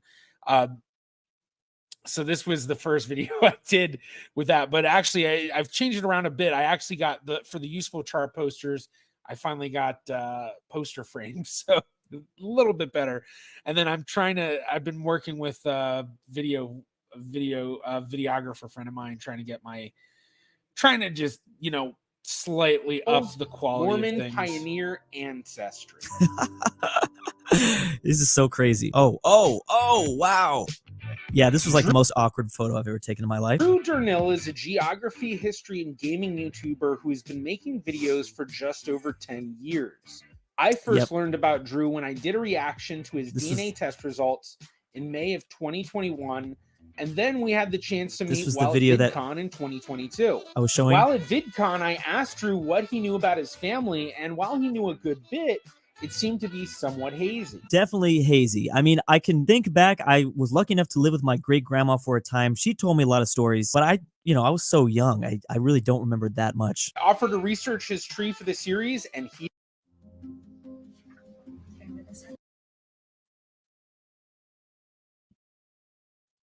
He sent me his DNA results in a basic family tree, and then I was off researching. Man, this As is so I was cool. reviewing what he sent me, I quickly noticed something interesting with Drew's tree.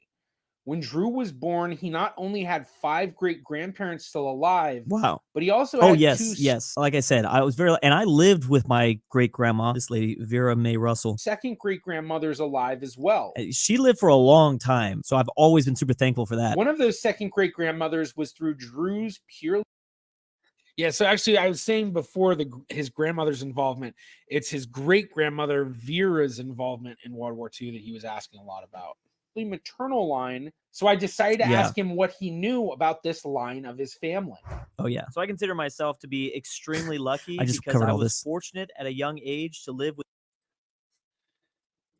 I have to say, I was blown away by some of the age gaps in his family tree, because especially in his recent family ancestry, he had some very short DNA gaps, which were really interesting, because at first I was like, I don't even know if this is real, because these seem like they're like unrealistically young when they had kids, but then with the DNA, I mean, the DNA proved very conclusively that it was them. It was either them, or it would have been like some older sibling that for some reason they said, no, it's this younger sibling. But usually it's the opposite way, where if someone's really young and they have a kid, they say, oh, well, actually it's the older sibling or the mom or the grandparents that are the parents, but really it was the young. So I thought that was really interesting. But yeah, yeah, Drew should do a react to this video. That would be great.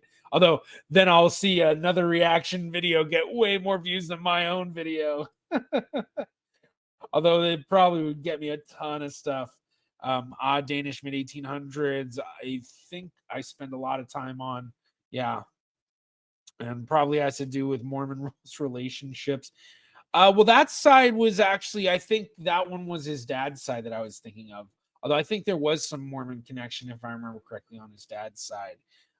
If they are a lot of Mormons, it makes sense. There's a culture there of young mothers. Yeah. With both my grandma and her mom, my great-grandma. So I was able to obtain pretty good amount of information. Obviously, a lot more from my grandma, Linda.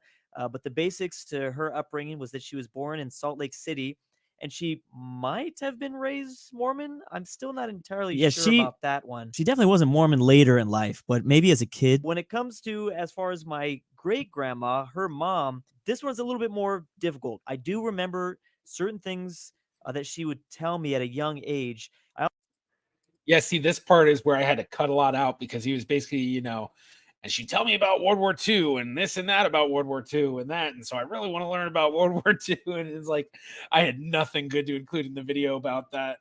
So I was like, yeah, I'm going to have to cut out this part, because that's just going to leave too much, I don't know how to word it, but, just too much that people wouldn't be resolved in the video. Then people be like, well, what about her involvement in World War II? I also remember her teaching me a lot about the history of America. Yeah, I do think that I credit her with the reason why I'm such a geography nerd. Hearing about the Mayflower from her. That was probably the first time I'd heard of that ship. She would teach me a little bit.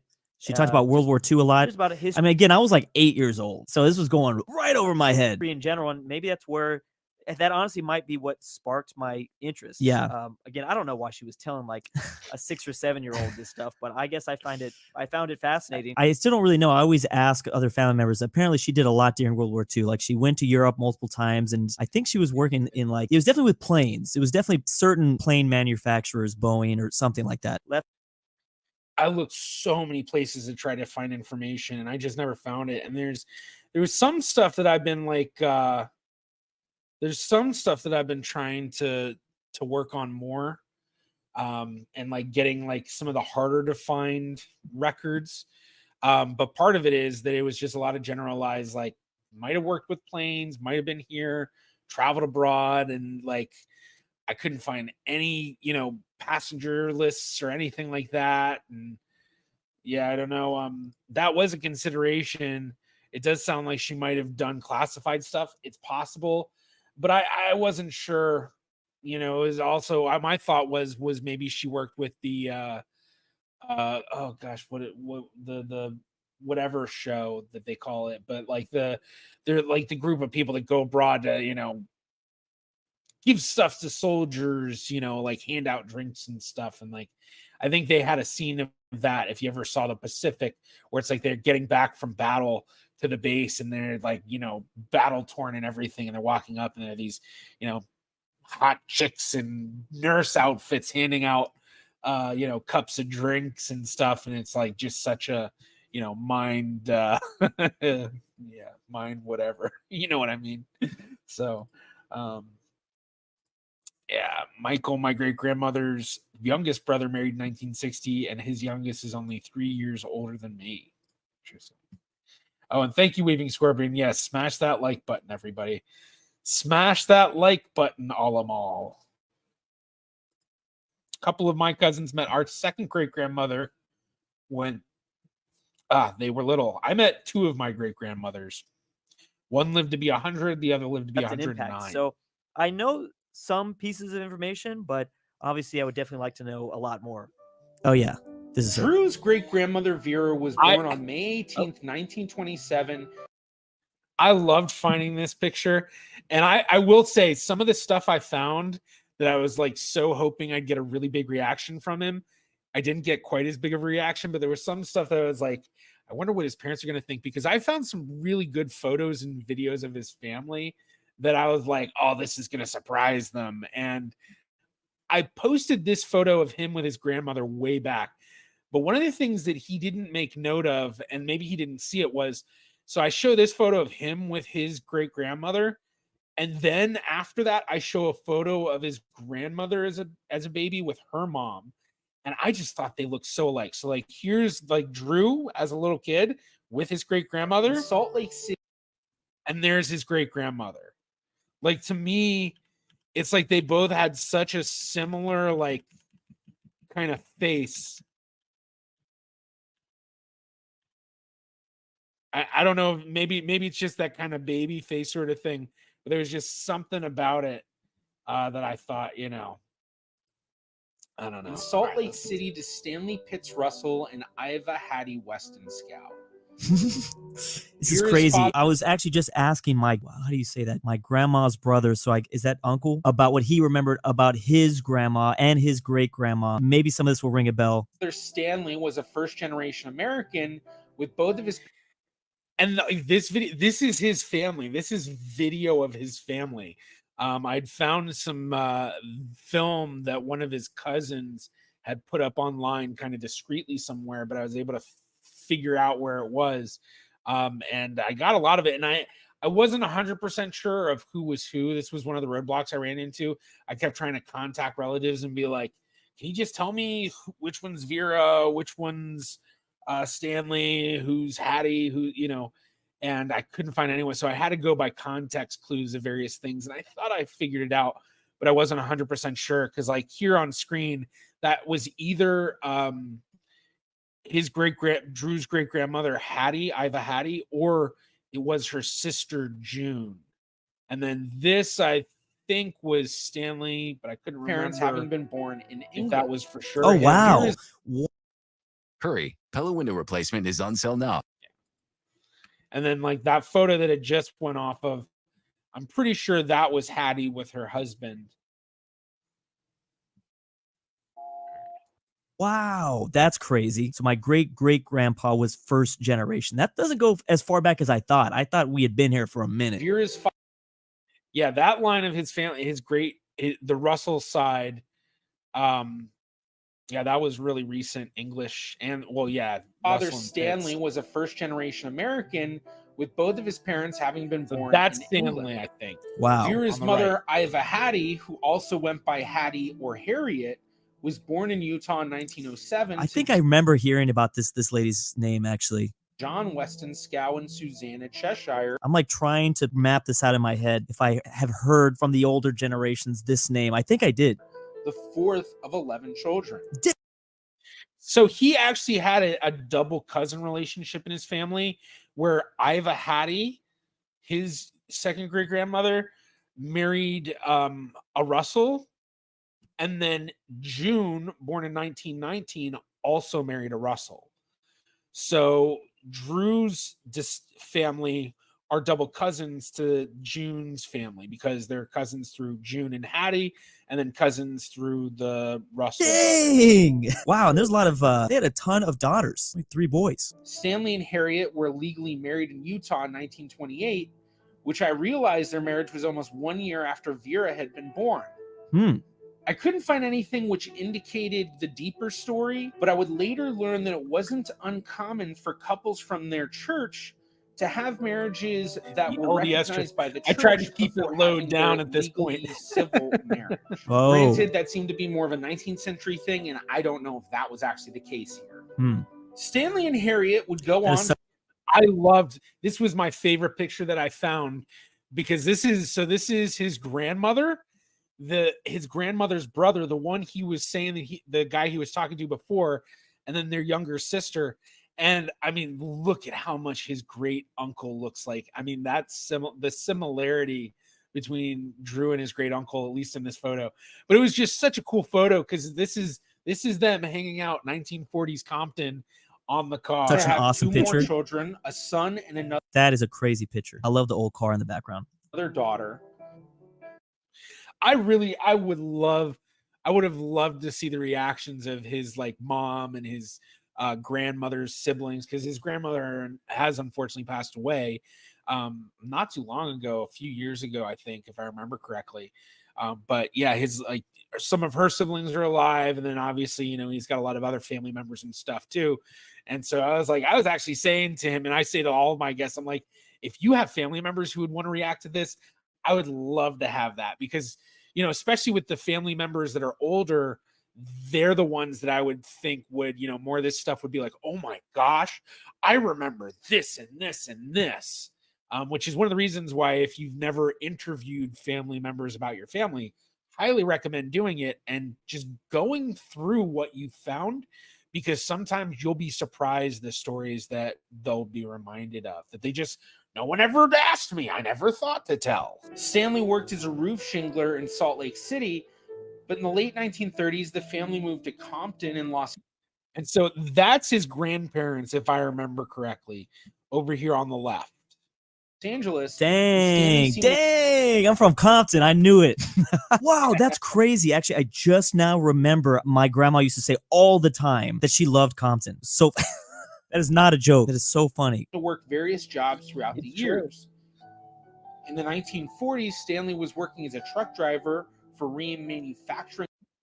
I actually looked up that Via Wanda address in Long Beach, and it's the same building that when his family lived there. At their Southgate factory.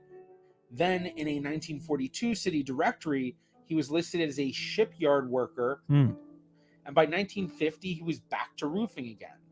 Stanley would pass away in 1972. Yeah, I mean, I obviously never met him. My great grandpa, I mean, I wasn't even close. Hattie would pass away in 1994. Oh, wow. I mean, I could have met her. I don't think I did. I was 2 years after Drew was born.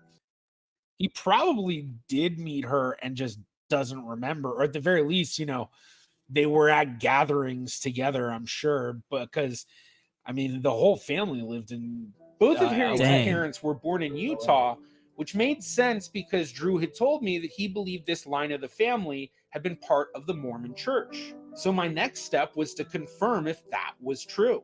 Lucky for our research, the Mormon church, or what they documented it, called the Nickelodeon was kid everything, but that marked one of the darkest chapters. A lot of ads on this. Church of Jesus Christ of Latter-day Saints, which sometimes just goes. We're 7.5 minutes in. We've already had like the LDS church are heavily involved in genealogy. Oh wow, now, that's cool. This is connected to the LDS church's belief in proxy baptisms, which are basically baptizing already deceased people. I imagine for a lot of people when they saw my video, this was like they learned a lot about the Mormon church, and I actually had a lot of people from the LDS church commenting on my video and on Drew's reaction, basically saying, you know, thank you so much for doing this. And, you know, you did it in a way that really shows the history without being degrading, blah, blah, blah. And, you know, so that was kind of cool to see because, you know, I definitely understand there are certain issues with the church, but at the same time, I just discussed the history. So So genealogy allows you to build your family tree and baptize your ancestors. The LDS Wow. Church is also the largest holder of genealogical records in the world, Oh, even dang. housing the largest. I was just in Salt Lake City, but I didn't have any time while I was there to really visit the library. It wasn't that far from where I was at. Archive of though. records in a mountain vault known as the Granite Mountain Records Vault.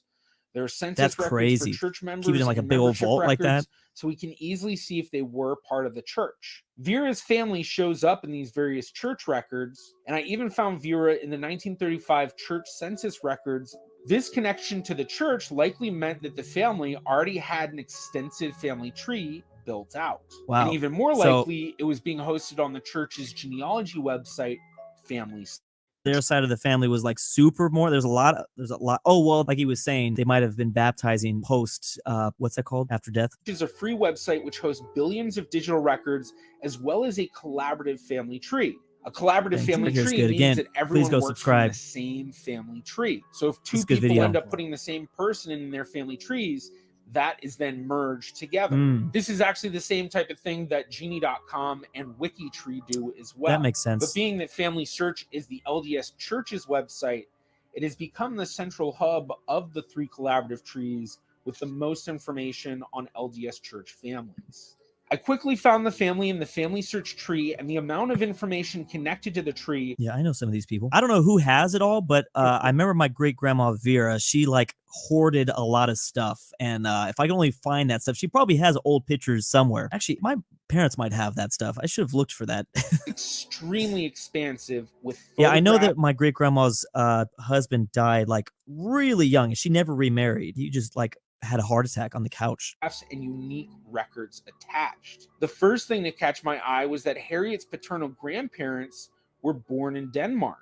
Wow. So we have my great grandfather's side born in England, and then my great grandma's side, great great grandma's side. Yeah, great. Add one more great in there. Born in Denmark. That's Yeah, well, actually, to be more specific on that part, the Weston Scout side was from Denmark. If I remember correctly, the Cheshire side was also from England. It was just like a generation or two back when they actually came over. So it's really only the Weston Scout line that I found that he had Danish ancestry. And everything else was just all his other Mormon ancestry. That's really interesting because every time I would talk about my Nordic ancestry, whenever that would come back with that data, I always, as you probably should, you go back to like the Viking days, when the Viking invasion of the British Isles was happening, because a lot of people from the British Isles have lineage to the Nordics because of the Vikings. But to see that there was a direct line, not even that far away, it's like, wow. To their story, it's not like I'm just 1% Harriet's grandfather from the Nordic countries, I guess. Hans Olsen Weston Scout. Can I do the percentages now? I mean, this is only one line of my tree, but since we now have data on this, 20. Yeah, I mean, that's the thing with the DNA percentages that people should do is have kind of a basic family tree. Obviously, not everyone knows how to build a family tree. It does take some skill, I guess, to do that. But, having just a bare bones of, back to your grandparents or great grandparents or, as far back as possible, really on as many lines as possible. But the more that's how you can kind of make more sense of the admixture results. So kind of like what he's doing here with like trying to remember what were the percentages he had. But yeah, you can kind of do that because I think it was Hans Olsen Weston, or his most recent fully Danish ancestor, who was, let's go back a little bit, John Weston Scow. That's his third great grandparent. So when we're kind of thinking of how much do you inherit from each person or ancestor, 25% from a grandparent, 12.5% from a great, 6.25 from a second great, which would be Harriet, and then John Weston Scow, that would be about 3.175, I think that is, or I don't know, so 3 point some odd percentage. Actually, here, I always forget I have this. There we go. So 3.125. So you can, that's what you'd expect. So that if you were figuring out, well, how much would I get, assuming there was no, recombination was perfect, no randomness to it, it would be 3.125% of his ancestry. Can I do the percentages now? I mean, this is only one line of my tree, but since we now have data on this, 25, 16, I think like 7% of me is Danish.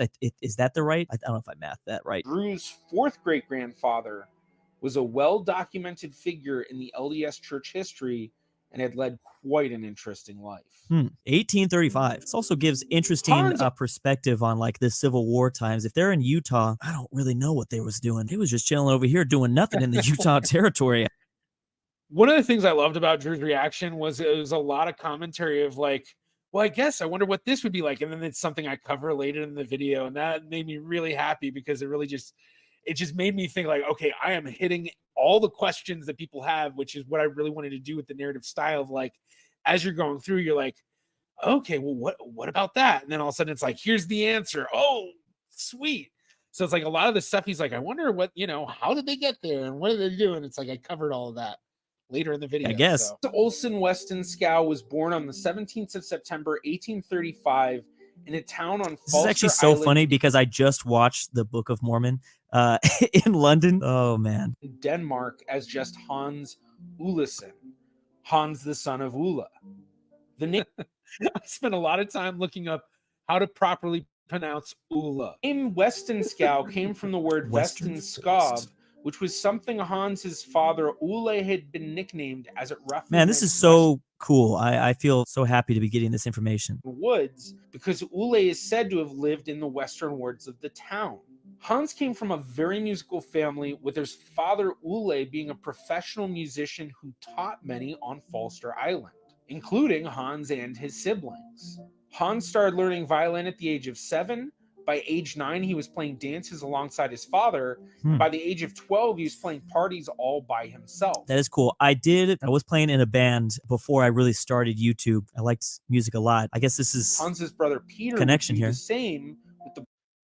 There are so many YouTubers who are in bands or who have been in bands, and I think there's been a running joke amongst a lot of us that we need to have a YouTuber band of just because I used to be in bands. Mr. Beat was in bands. I know that there's like a whole bunch of other people that are at least musical. A lot of other YouTubers are musical, at least in the history educational sort of space. Brothers traveling to neighboring towns to play parties and dances. When Hans was born, his family was part of the Lutheran Church. While Hans hadn't been very religious, he did have a few religious experiences in his youth. On one occasion, Hans was walking home from playing a dance in a neighboring town when something all of a sudden overpowered him. Oh, wow. It was about a mile away from where I lived. On my way home, it comes to me that I was overpowered of some unseen power which I cannot here describe. Nice I did pray earnestly to the Lord for the first time for his help, and my prayer was answered, and it all... Go on the adventure you've always dreamed of with a fast and Must say, a bit luck that they had an unusual last name, considering how much Hansen and Peterson there is in Denmark. Well, technically, he was Ulla Hansen, but they just ended up taking the name Westenskau because they kind of already. Man, this sucks. I've never been to Denmark. I was close to going to Denmark, but then I didn't see a reason why at the time. Kept my prayer for that time. I guess I need to go now. This day. There was another story of Hans coming home after a dance and hanging his violin on the wall before going to sleep.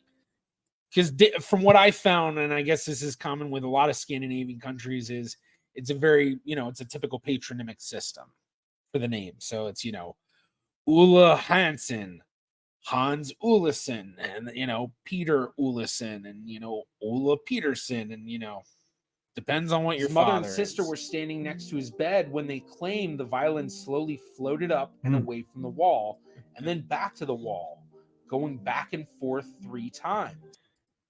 This part, I didn't know how to actually, I wasn't sure of the best way to represent it. So I just made the corniest little animation in after a dance and hang his violin on the wall before going to sleep. I was laughing when I made this. His mother and sister were standing next to his bed when they claimed the violin slowly floated up and away from the wall and then back to the wall, going back and forth 3 times. They told Hans about this when he woke up, and his mother said that she believed it was a sign from God that he would do something in the music field. In Hans's autobiography, he talks about the first time he has an autobiography in 1851, and he says, "This is clearly a big member of the Mormon Church, I guess." Mormonism from that time until I embraced it. It wasn't until years later in 1862 that Hans and his brother were baptized into the Mormon church. Wow. At that point, Hans had In been Denmark, I'm wondering, like, or did he go to? When did he go to Utah? married for a few Oh no, I don't think maybe he doesn't. years and had a 1-year-old son named Ulla. Just a year later, in 1863, Hans left for Utah with his wife, there you who go. was pregnant, and son. Wow, what a Hans's time to go to the U.S. I guess we're gonna get into this. brother Peter had been called to serve in the Danish army to fight Germany over the Schleswig-Holstein I was going region. Yeah, I actually had started to try to research further into the brothers' involvement, Peter's involvement in the Schleswig-Holstein War.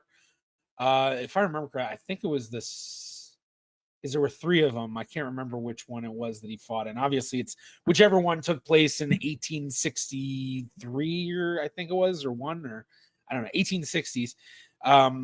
But I ended up having to like cut that because I was like, yeah, I think I'm already adding a little too much. I was literally story. just thinking about this, like, oh wow, that brings a whole new context to that war. For only 10 weeks, but fighting in 8 battles. Wow.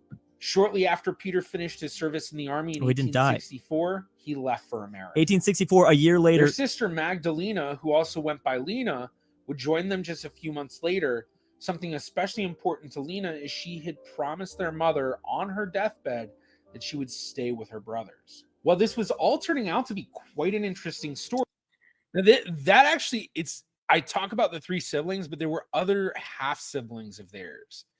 There was a half sibling through their father, and I think there was also a half sibling through their mother too. I can't remember for sure, but it was kind of an interesting family dynamic. But it was the 3 full siblings that all came to the U.S. I wanted to understand the overall history connected to this, so I had a lot of questions to answer. What were Mormon priests doing in Denmark in the 1850s? That is so interesting. How long had they been there? They were By clearly learning the larger history of the area, that might be helpful in understanding Hans's story. They must have been sending out missions. I mean, they do missions still, but to see that they were doing missions in the 1800s, crazy that the LDS Church only was founded in 1830. So all this happened like 2 to 3 decades. They were already going to Denmark recruiting people. To Professor Lynn Henriksen from Brigham Young University to help me understand BYU, the history that's right. a bit better. Hello, my name is Lynn Henriksen. I'm a retired professor of linguistics and English. I've always liked BYU's football team. I will say that. Brigham Young University. I love college As you football. might guess from my last name, Henriksen, I am Scandinavian, Danish. So I've had an interest in my Danish ancestry for many years. And that led me to do research on Danish immigrants to Utah. As a language learning teaching professor, I've studied many languages in my career. People always say, you're a linguist, so how many languages do you speak? And linguists don't like that question because most of them speak just 1 or 2. That's funny. And I did this interview with Lynn Henriksen probably like 6 or 8 months before the final video came out, maybe even longer. And because like I said, this was probably one of the longest ones in terms of how long it took me to finally get it out. I have some other YouTubers where it's taking a lot of research, but like I haven't really even hit the point of kind of writing the episodes. With Drew's, I'd started kind of to get the episode written, and then things really hit. They look the at other wall. aspects of language, but I have studied different languages, about 9. The last one of all has been Danish, my ancestral language. Wow. And so that began, I don't know, maybe 10, 15 years ago. And I'm remembering all the memes about Danish language, something about like it sounds like there's a potato in your throat. That's so funny because now that comes back to me. Apparently, studying that language allowed me to create this specialty on Danish immigrants in the United States. So that's where the connection becomes between linguistics. What's really cool about what Jarrett did here is like, it's cool that he went down. This is my pure maternal line. So my mom's mom's mom. It was close when he was describing this. It was like, not quite. It's the maternal line until you get to the Weston Scouts. It's like I guess, because it's his maternal. It's up to his purely maternal second great grandmother, but then it starts looking at her father's line. So he's kind of right, but it just went straight down. That's exactly, we're following that all the way down. The immigration with these Danish immigrants that came to Utah. My first question for Professor Henriksen was, what was the general religious life like in Denmark, and how accepted were these Mormon missionaries? Well, I think Denmark was Protestant. For centuries, Denmark and the other Scandinavian were Lutheran. It wasn't until 1850 that the Danish Constitution was amended to allow for No, freedom of his religion. mitochondrial line That is led to an not opening Danish. It for was representatives English. of other religions to come in and proselytize. And among them were the missionaries. We say Mormon, the official name of the church is the Church of Jesus Christ of Latter-day Saints. The church leaders were actively sending out missionaries to the world. The church was organized. This photograph, I try to be as on point as possible with what I showed. And this photograph was like one of the first known missionaries for the Mormon church. I forgot what his name was, but like this was like early on sort of thing. So a lot of stuff that like I tried to basically, if someone was in the LDS church, they'd be like, oh my gosh, she actually used the right thing, or, you know, stuff like that. So maybe that's why I got a lot of comments of people giving me some props. In from the LDS 1830, church. and sent missionaries out immediately to the eastern United States from New York. That is crazy. I mean, that is so fast to be immediately like, boom, let's get everyone in this. By the 1840s, they'd gone to England and converted thousands there who had come to, many of whom had come to the United States. By this time, the Latter-day Saints had been moved from New York to Ohio to Illinois to Missouri. They got pushed further and further out east or west. Across the plains to Utah. Wow. In 1847. Settled on Salt In Lake City. 1850, This is random, but one of I remember just my grandma's, just my mom's mom. She always wanted to return and live out the rest of her life in Salt Lake City. That's something that she always would say. She loved Salt Lake City. despite their difficult circumstances in a new land, and they started sending missionaries out again. Erastus Snow was one, and Peter O. Hansen, a Latter-day Saint who had joined the church in the United States. He was an American, but he had Danish ancestry. I think he might have been born in Denmark. They were the first missionaries to go to Denmark. Wow. That was in 1850, and they had great success, and pretty soon other missionaries were sent. Professor Henriksen also Yeah, discussed how the translation it's crazy how of the Book of successful they were Mormon in to recruiting. Danish made a huge impact on conversions in Denmark. You asked about the Book of Mormon, and that was a new experience. When the first missionaries went I to think we're talking about the stage New play. England and the United States and up into Canada, they preached in English. They spoke English. But when they got to Scandinavia, English wouldn't do. And that's so interesting. I mean, obviously at this time, the 1800s, Scandinavia was not teaching as a second language English. Nowadays, I mean, what, 90% of the population speaks English? So this was really the first experience in the church history where the missionaries had to learn new languages. Wow. Someone had to It should be a difficult one. The Book of Mormon. I think one of the things I cut out of the video was I mentioned that, or Lynn actually mentioned that I think the next closest, or the next translation after Danish for the Book of Mormon was Hawaiian or something like that. So like it was like really close, but apparently they had missionaries in Denmark and Hawaii in the 1850s translating the Book of Mormon Mormon over into Danish, and Peter O. Hansen was the guy who did that. Wow. And that was part of his work. Get up every morning and translate a portion of the English Book of Mormon into Danish. Wow. That I also does asked not why sound they fun. likely joined the It sounds church. very, very difficult. I mean, I guess it wouldn't be that difficult if you were taught a couple different languages at a young age, but And eventually decided to migrate to America. And I read the history of Hans Westenskau, and he had some spiritual experiences. Rather unusual, the violin floating off the wall. Yeah. But a lot of people did have spiritual experiences. Others were attracted by the doctrine that was preached. They then, in many cases, left their homeland and came to the United States, and eventually to Utah, to Salt Lake City. That would be the arrival point. The first. That is a long journey. You think about that in the 1800s from Denmark, you're probably going over to New York. And then from New York, you need to take a carriage or horses all the way out to Salt Lake City. Seems like kind of a dangerous journey, to be honest. This is one of those foreshadowing points where it's like, ooh, I'm going to actually talk about that. It was at this time. To the Latter-day Saint gospel. The first four principles of the gospel we say are faith, repentance, baptism. At Amica Insurance, we know this isn't There really are a lot of ads on this one. Baptism and the laying on of hands for the gift of the Holy Ghost, which is not too unusual in Christian churches. But they also added a fifth one, which was gather to Zion. So there was a real need for people felt pressure and the need because of the Latter-day Saint idea that this is the latter day. These are the latter days. Christ is coming soon, and we need to gather to be in a safe place. 46,000 that converted. Utah Scandinavian population. Wow. Most were from Denmark and then Sweden, Norway. Norway started getting their numbers up a little bit, but not that much. At least 26,000 migrated to Utah. And in those days, Utah didn't have Wow. that So many this people. guy, I think we're talking about my great grandpa or great. Yeah, and they would have been in the 1860s one. So you can see that in the 1860s, very few from Sweden or Norway, mostly from Denmark.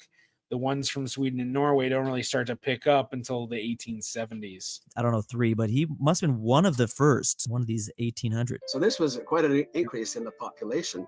There was 2 Eventually, in 1850. composed 9% of the population, which is a pretty large minority.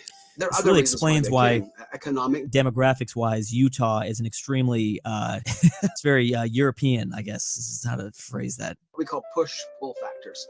So some factors pulled them towards the United States and Utah, like the promise of economic success and the gospel, the gathering to Zion idea. There were other things like persecution. Once they joined a non-Lutheran church, many of these people found they were persecuted or at least ostracized. My great-grandfather joined the church and worked managing a brickyard. Yeah, look at that guy's mustache. Said, That's well, crazy. If you want to be the manager of this brickyard, you have to have your children baptized in the Lutheran church. And so he eventually said, well, I'm going. I'll leave. And so the combination of factors.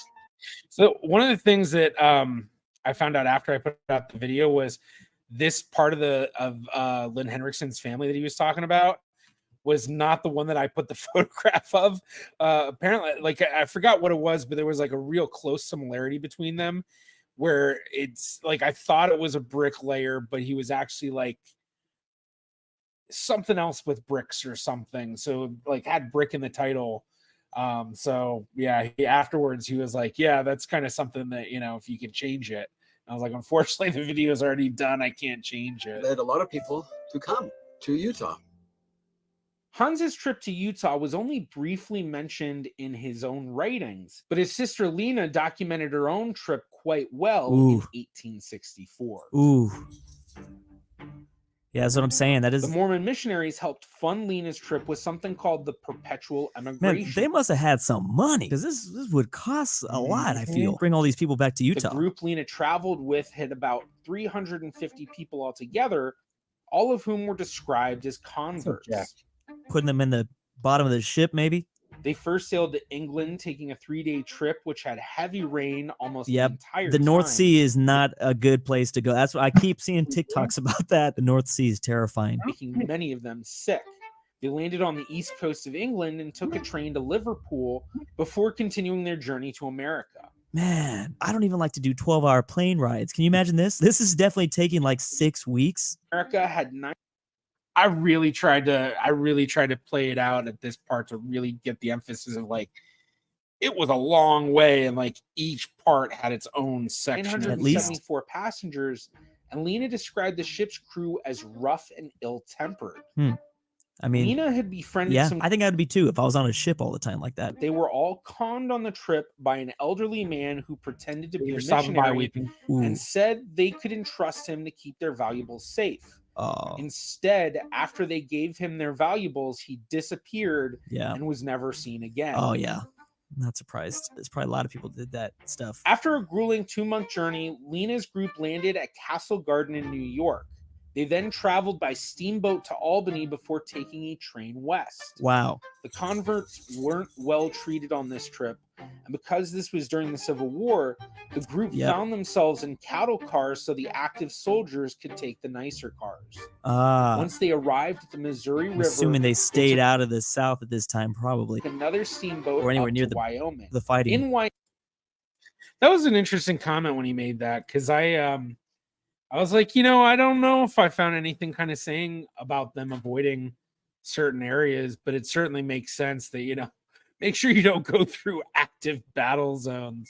Granted, an active battle zone during the Civil War, a little bit different than an active battle zone today, but still kind of an interesting thought. But for the most part, I mean, there were multiple kind of trails in a sense, but they all kind of seem to go about this. Wyoming, they then joined a company of immigrants led by missionary William B. Preston, and then had to travel the last 1,000 miles on foot. Oh my goodness. Every once in a while, Lena would pull out her violin to play for everybody.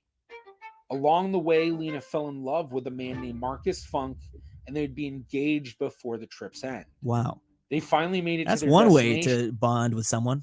Going through a journey like that, walking 1,000 miles. on September 15th, 1864, having started their trip on April 22nd, 1864. Taking just under 5 months to travel about 5,200 miles. 5 months. Okay, yeah, that's a lot longer than 6 weeks. That wouldn't be fun. It was expected that the road to Zion would be a difficult one, Yep. that God's Anyone people recognize should this go through voice? much tribulation Oh, to that would become be purified tough. as gold. With She was this in the stream understanding, earlier. all Yeah, were you- determined to you're gonna bear come with out of that weakness Well, not that experience. would She's in the seem to chat be on their stream. lot, going forward to their ultimate reward, a home in Zion. Wow. For anyone who didn't get it, that was Mrs. Beat, Shannon Beat. Just to be so determined to get there This for was a 5 pretty months. common That's, experience for these Danish immigrants, but they did have somewhat of an idea before leaving of what to expect. and again, and these were some of the first ones. I bet you got a little bit easier through the other decades. 1870, 1880 probably got bit by bit easier, but they were some of the first. To help them prepare for the travel and for assimilation, they Most probiotics don't survive digestion. That means whatever you're taking for your gut. had English classes in Denmark before they came. Oh, that's They a smart also idea. Start published teaching them English on the guidebooks trip. in Danish for them to help them know as they were traveling across the ocean and across the plains and so forth, what to expect, what to come prepared with. Most of them went on ships, maybe to Liverpool, which was a major disembarkation point from the continent or from Europe. The early ones, I guess, went on sailing ships, but more often in the later years, after the 1850s, they came on steamships, and they would arrive either in New York City or Boston, perhaps. And in many cases, they would go all the way down and then come up the Mississippi River to St. Louis. The early arrivals had to walk or go by horseback or in wagons, and the covered wagons we see in cowboy movies, up until 1869. One interesting thing about the the Oregon Danish Trail. immigration in the years before the railroad It's was literally that that. they were known for using Pretty much. hand carts, which were small wagons with no horse, no ox, just a man or a woman or both. Wow. Maybe their children pushing and pulling. There's a These famous people had to be buff. children's Mormon hymn also. For some must push and some must pull as we go marching up the hill. And verily on our way we go until we reach the valley. Oh, Yeah, singing would.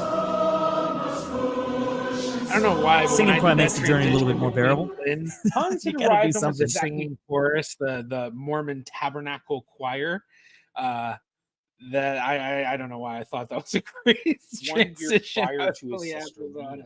it. Now you Hans all know. mentions in his autobiography that he paid for the passage of 13 others, 11 in Falster and 2 more in Liverpool. Was that Hans's group $150? arrived I wonder what that translates to. $1850, $150. I mean, that's thousands. in Newark on June 13th, but weren't allowed ashore until June 15th.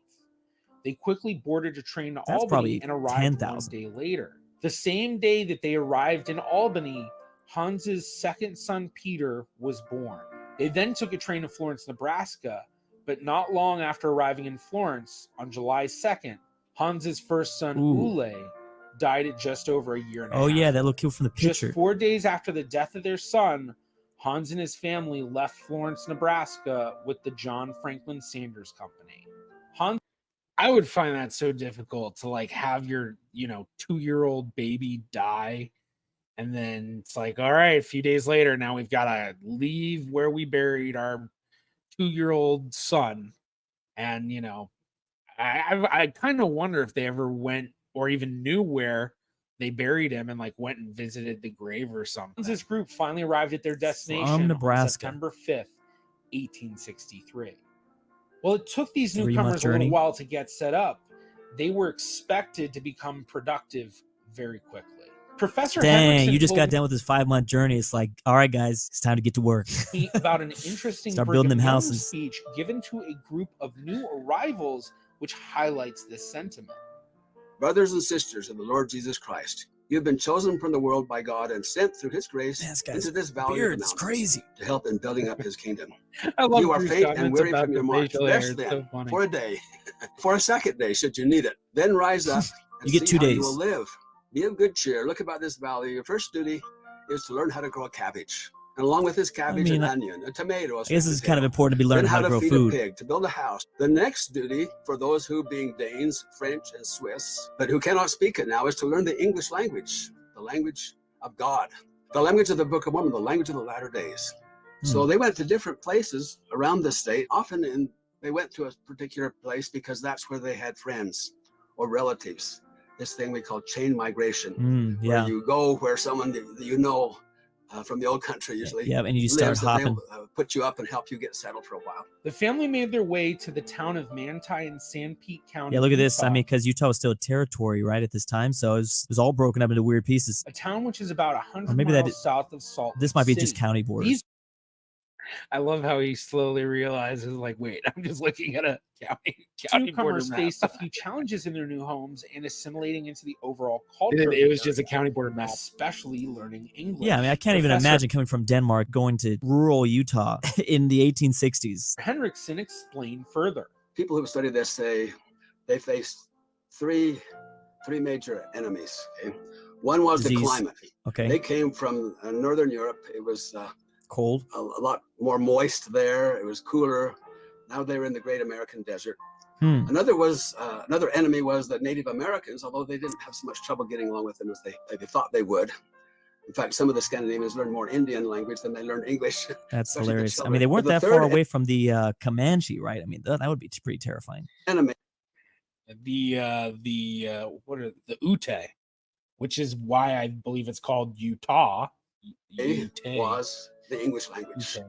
And they really struggled with English, even though Danish and English obviously I get into it with the Indian War stuff. Related languages with common Germanic ancestor. Yeah, I mean, it's not like learning, going from like Chinese or Japanese to English. I mean, there's very little connection there. This was very important for them to be able to integrate into the communities, become part of the kingdom of God in Utah. Brigham Young declared English was the language of God. I was mentioned here. Social linguists have noted that different religious groups have often regarded the particular language as central to their faith. And so for these Latter-day Saints, English was very important. It was the language of the Book of Mormon. It was the language of the gathering.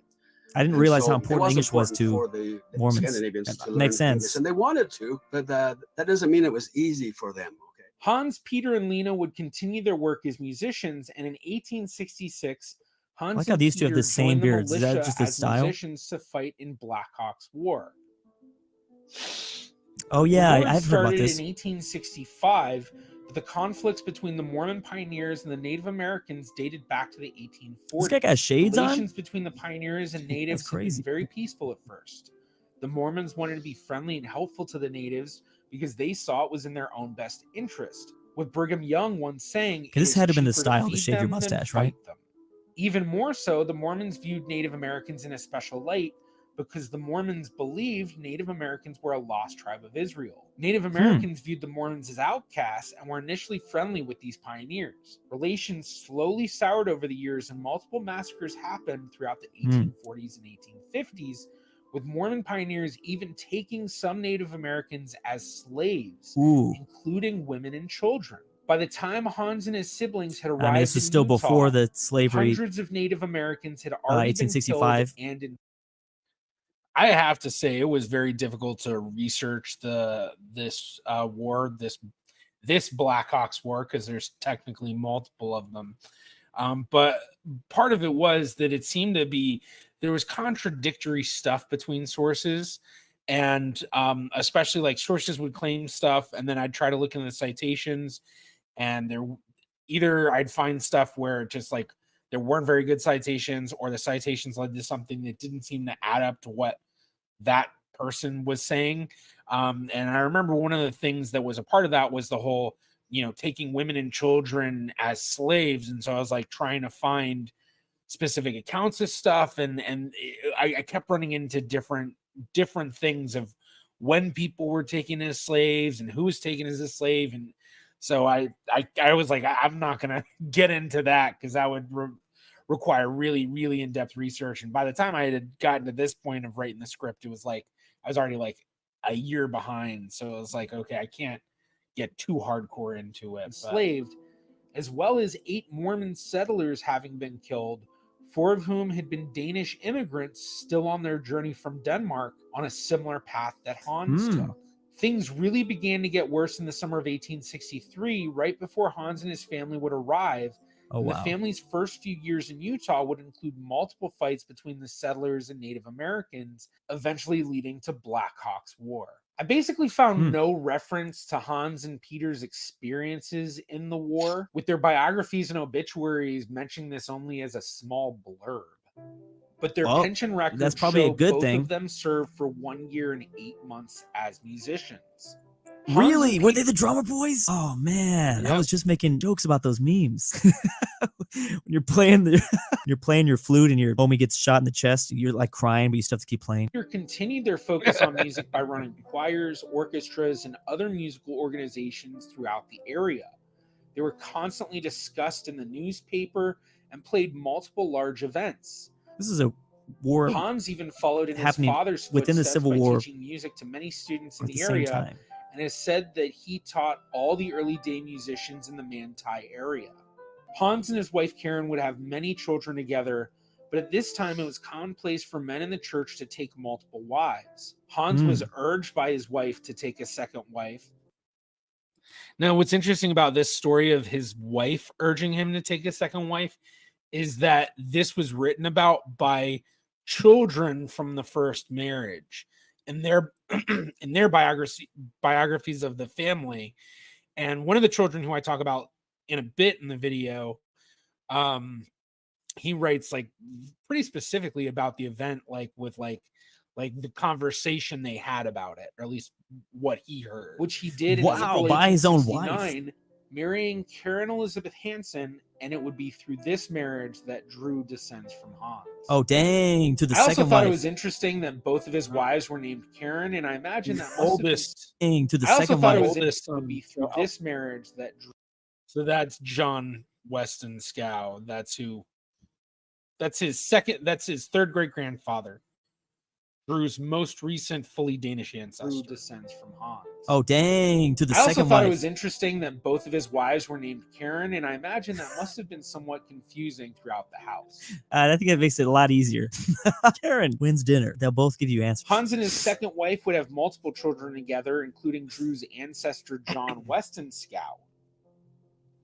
In looking for possible records for Hans's second marriage, I noticed that the registered date was actually October 10th, 1887.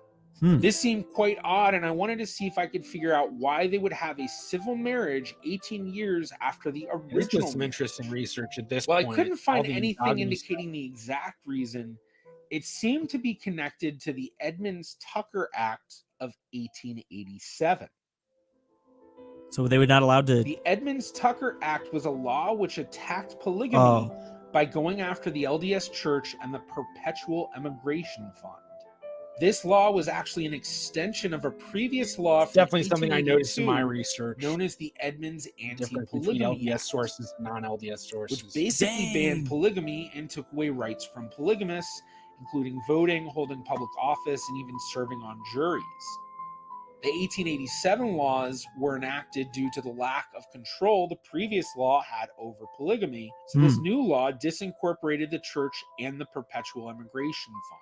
The Perpetual Emigration Fund was the same fund which helped finance Lena Weston Scow's trip from Denmark to So they weren't sent. This law also took away the rights of women to vote.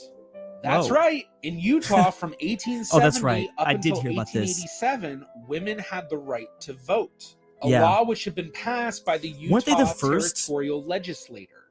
The Edmunds-Tucker Act included all women, not just those in polygamous marriages. I even found a public statement from famous women's suffrage fighter Susan B. Anthony opposing the bill and calling it obnoxious. Dang. One stipulation with this act was the requirement love for finding civil that. marriage licenses.